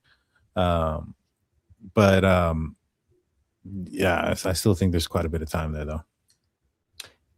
And I should mention, a lot of people in comments have said this, and it's true. The behavioral panel, their analysis, which I can't find the right timestamp, but their final analysis was that Candace was mostly telling the truth about, they didn't think she was directly involved. They felt like she had guilty knowledge of something. Like she was withholding guilty knowledge. They all agreed that. I think even Dr. Phil. So that's what I thought from the beginning too. I don't know if she knows what happens to her eventually, but I feel like there's something. Somebody made a good point. They said that that with the Chris McDonough interview, and I don't know if you guys remember this. I don't, so I have to watch it. But they said that she called the boy and said, "Where's Summer at?" When that was one of the people she called, and the boy tells Chris McDonough, they said, that she does that when she's drinking. Does anybody remember that? That would be interesting to me. So I need to go watch that and see. Dr. Vona, the guilty conscience aspect, could that be because she blames herself for Summer wandering off or being disappeared or anything like that? I don't think so. I think if anything, it's more about, and this is just my opinion, for me, it's more, I think it's her tears are coming more in the moment. So why are you looking at me? Why are they questioning me? More so. And again, this is just from my observation of what I'm seeing so far. And that doesn't mean that she doesn't miss her daughter or anything. I don't mean that. I don't know that I know enough to really say, but for me, it just seems like everything she was crying about so far that I saw was more about like, and again, I think that this is coming from trauma though. So I'm not even saying it in like a predatory way. However, I guess you would expect somebody to feel some form of, I don't know. No, I don't see that yet. So Ryan, you mentioned that, somebody had saw Candace at a gas station and stuff. There was some tree trimmers that were outside of the property. Yeah. I mean, we may not know this. I know some people have interviewed some folks there. Do they ever talk about Candace leaving the property in the afternoon? The tree trimmers? Yeah.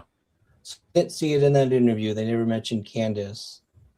The things we do know is that this is crazy, you guys, and I can't piece it together because it's all over the place, but we know 5:30 Sullivan Gardens Exxon is like 20 minutes toward Kingsport. So 5:30 there, let's just say that's a fact. Put a pin in the Exxon gas station at 5:30. Then you've got like 6:30, Jody Sue Brown, Andy Bernard's girlfriend, wife, whatever she was, said that Andy pulled in at 6:30 and talked to Candace. And Andy has said that happened as well. So now we've got 6:30 at the intersection of Ben Hill and Peach Creek. She's back home at 6:30. Then at some point earlier, around just after 4:30, someone claimed that she was down the street at Fred's house, Fred Hill, the guy we've talked about earlier, the neighbor. So and then someone else saw her walk out of the woods on Light Hollow Road.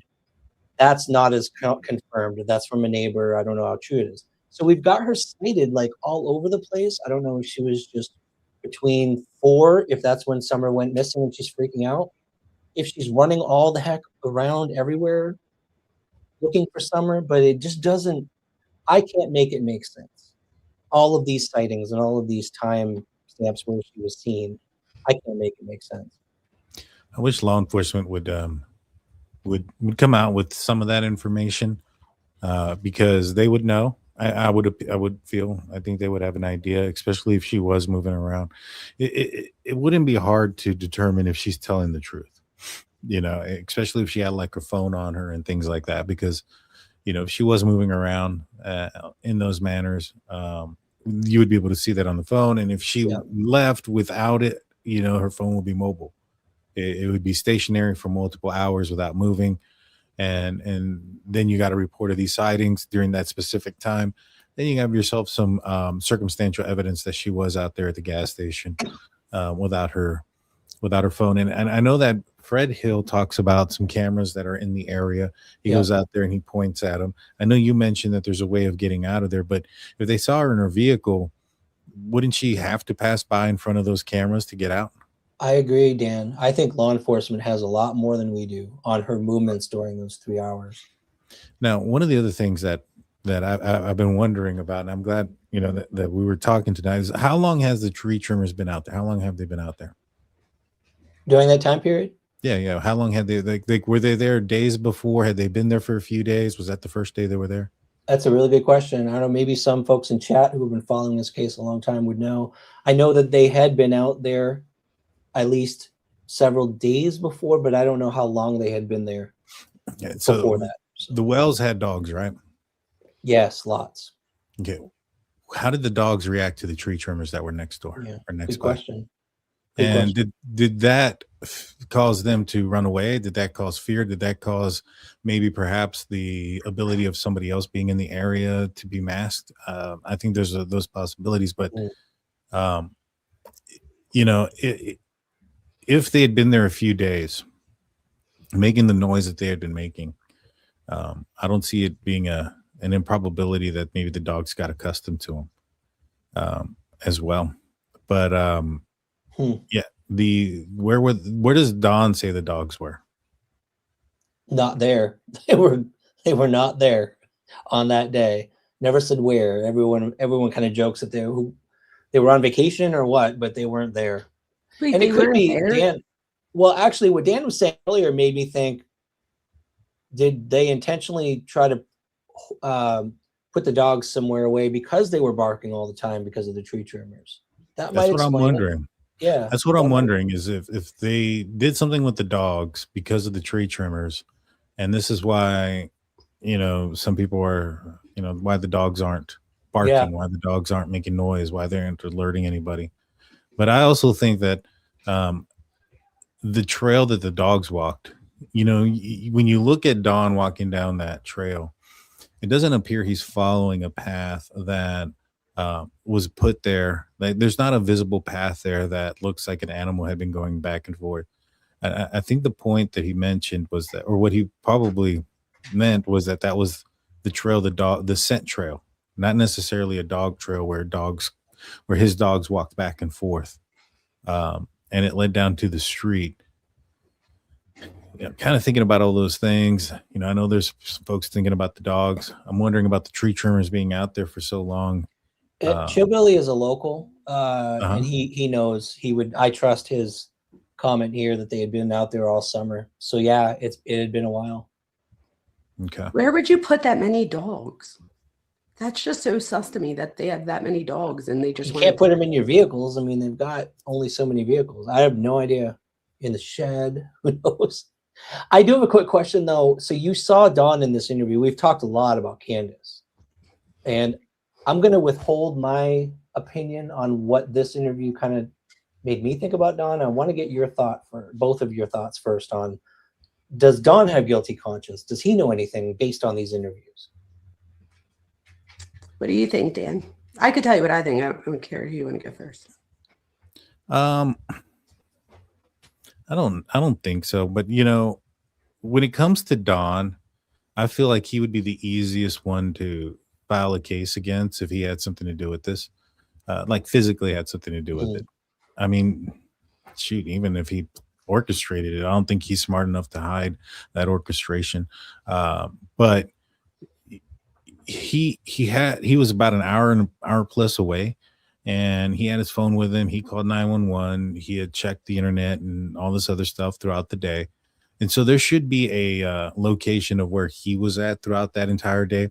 There's proof of life throughout that day of Summer Wells. And so it'd be very easy to determine whether or not he was physically involved, meaning that he was there or not. Now, does that change? Maybe he knew something.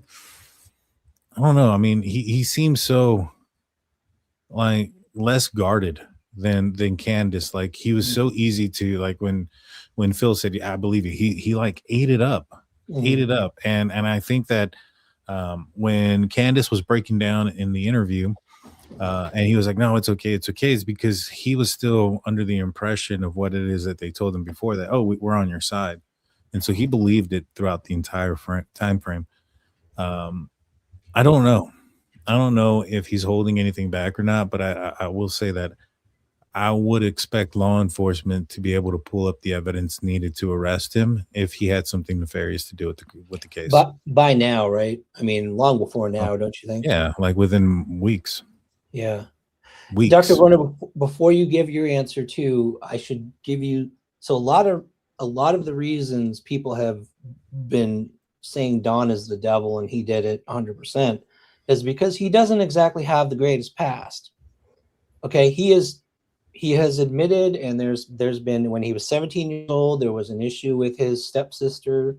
There was some SA stuff that they disagree on. So there's stuff in his past. He has a history. He has a criminal history. There's drugs there, and he admits that he has a bad past.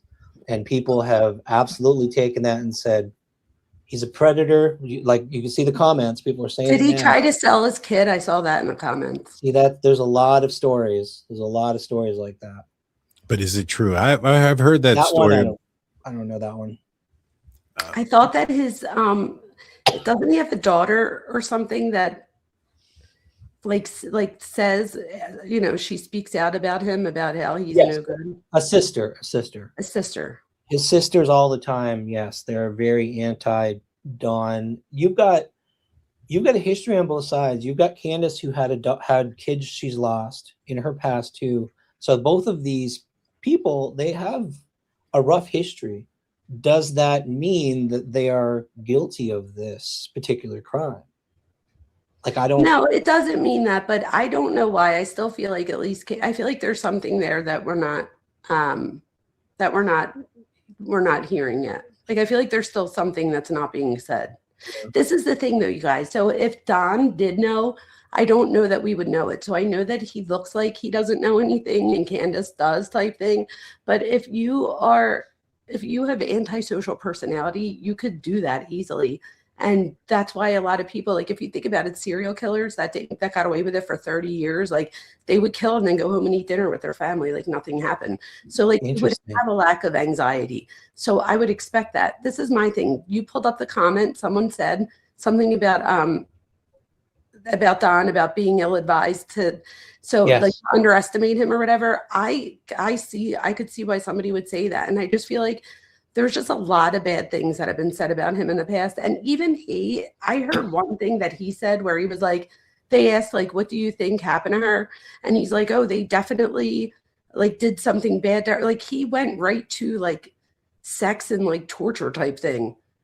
And I was like, wait, what? Like, I don't even know that I'd be able to put my brain there. If like, I don't know. Yeah.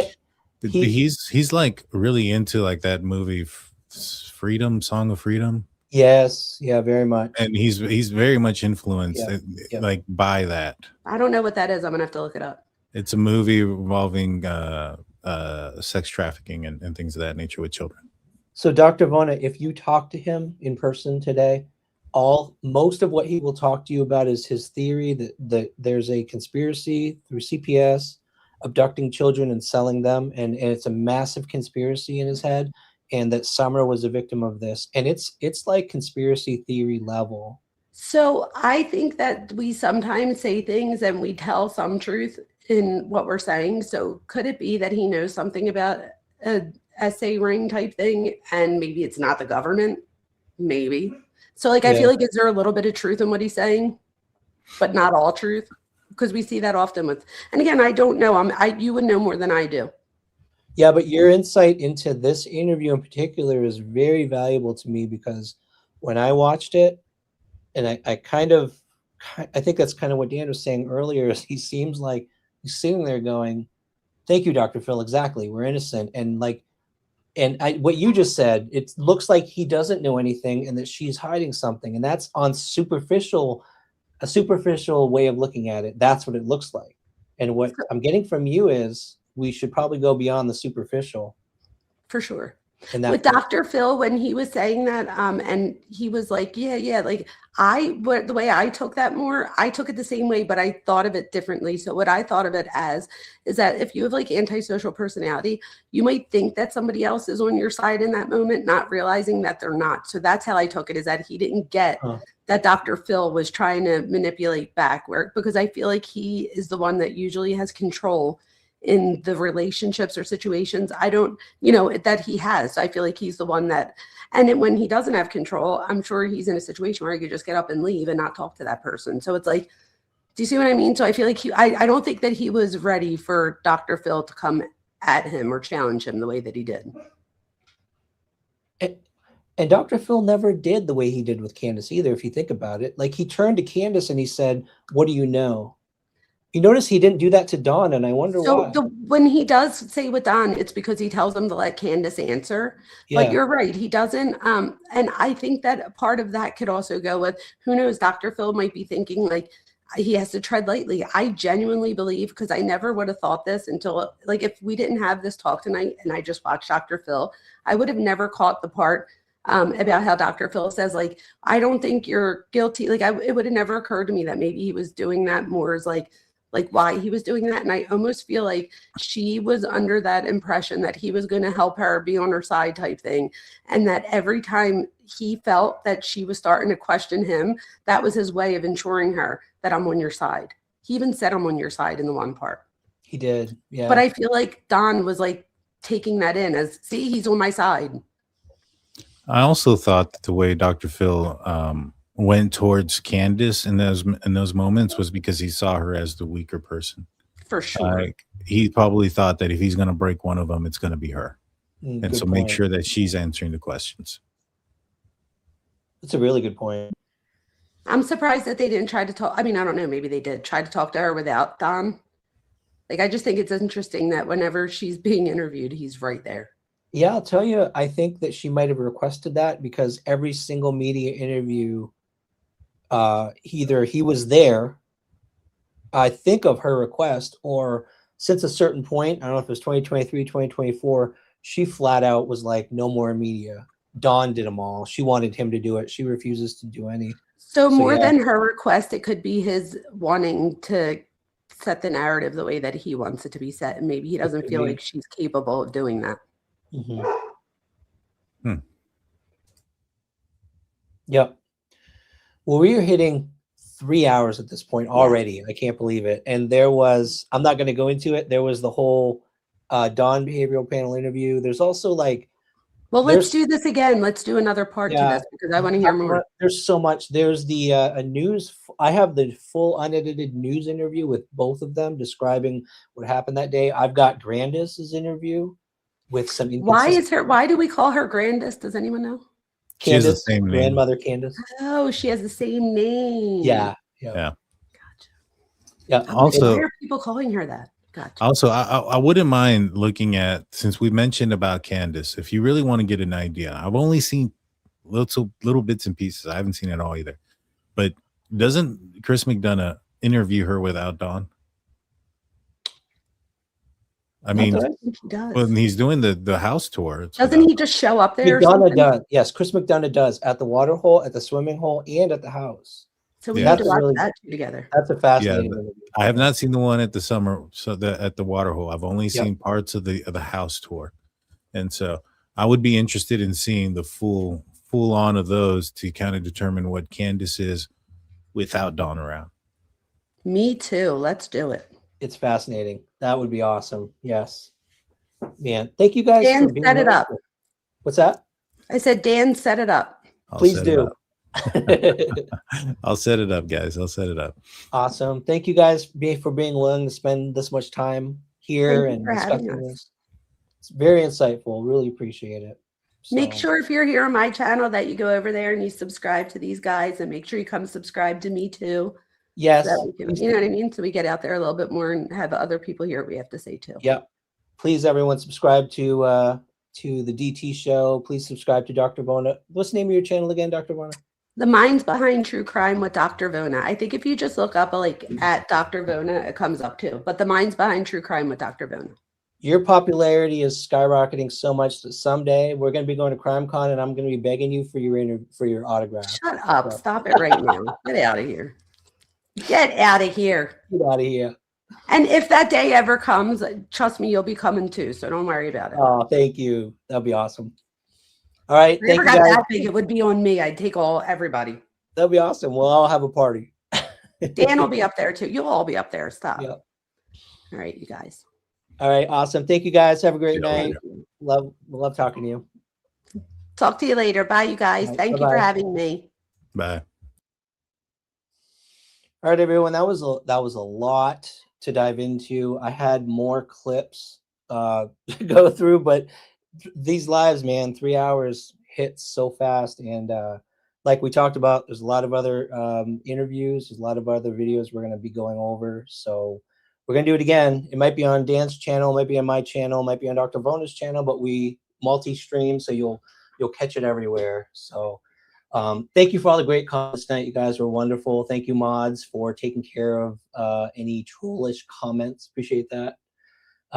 Again, please do subscribe to DT channel, Dr. Vona, or if you're not subscribed to us, please make sure to subscribe. We love having the tribe growing, and we love these discussions, these in-depth discussions, and having you guys here just icing on the cake. So it was wonderful. Thank you so much. Appreciate you all too. Thank you, Lulu. Thank you, everyone. Please have a great night. Have a wonderful week, and we will see you next time. Bye-bye.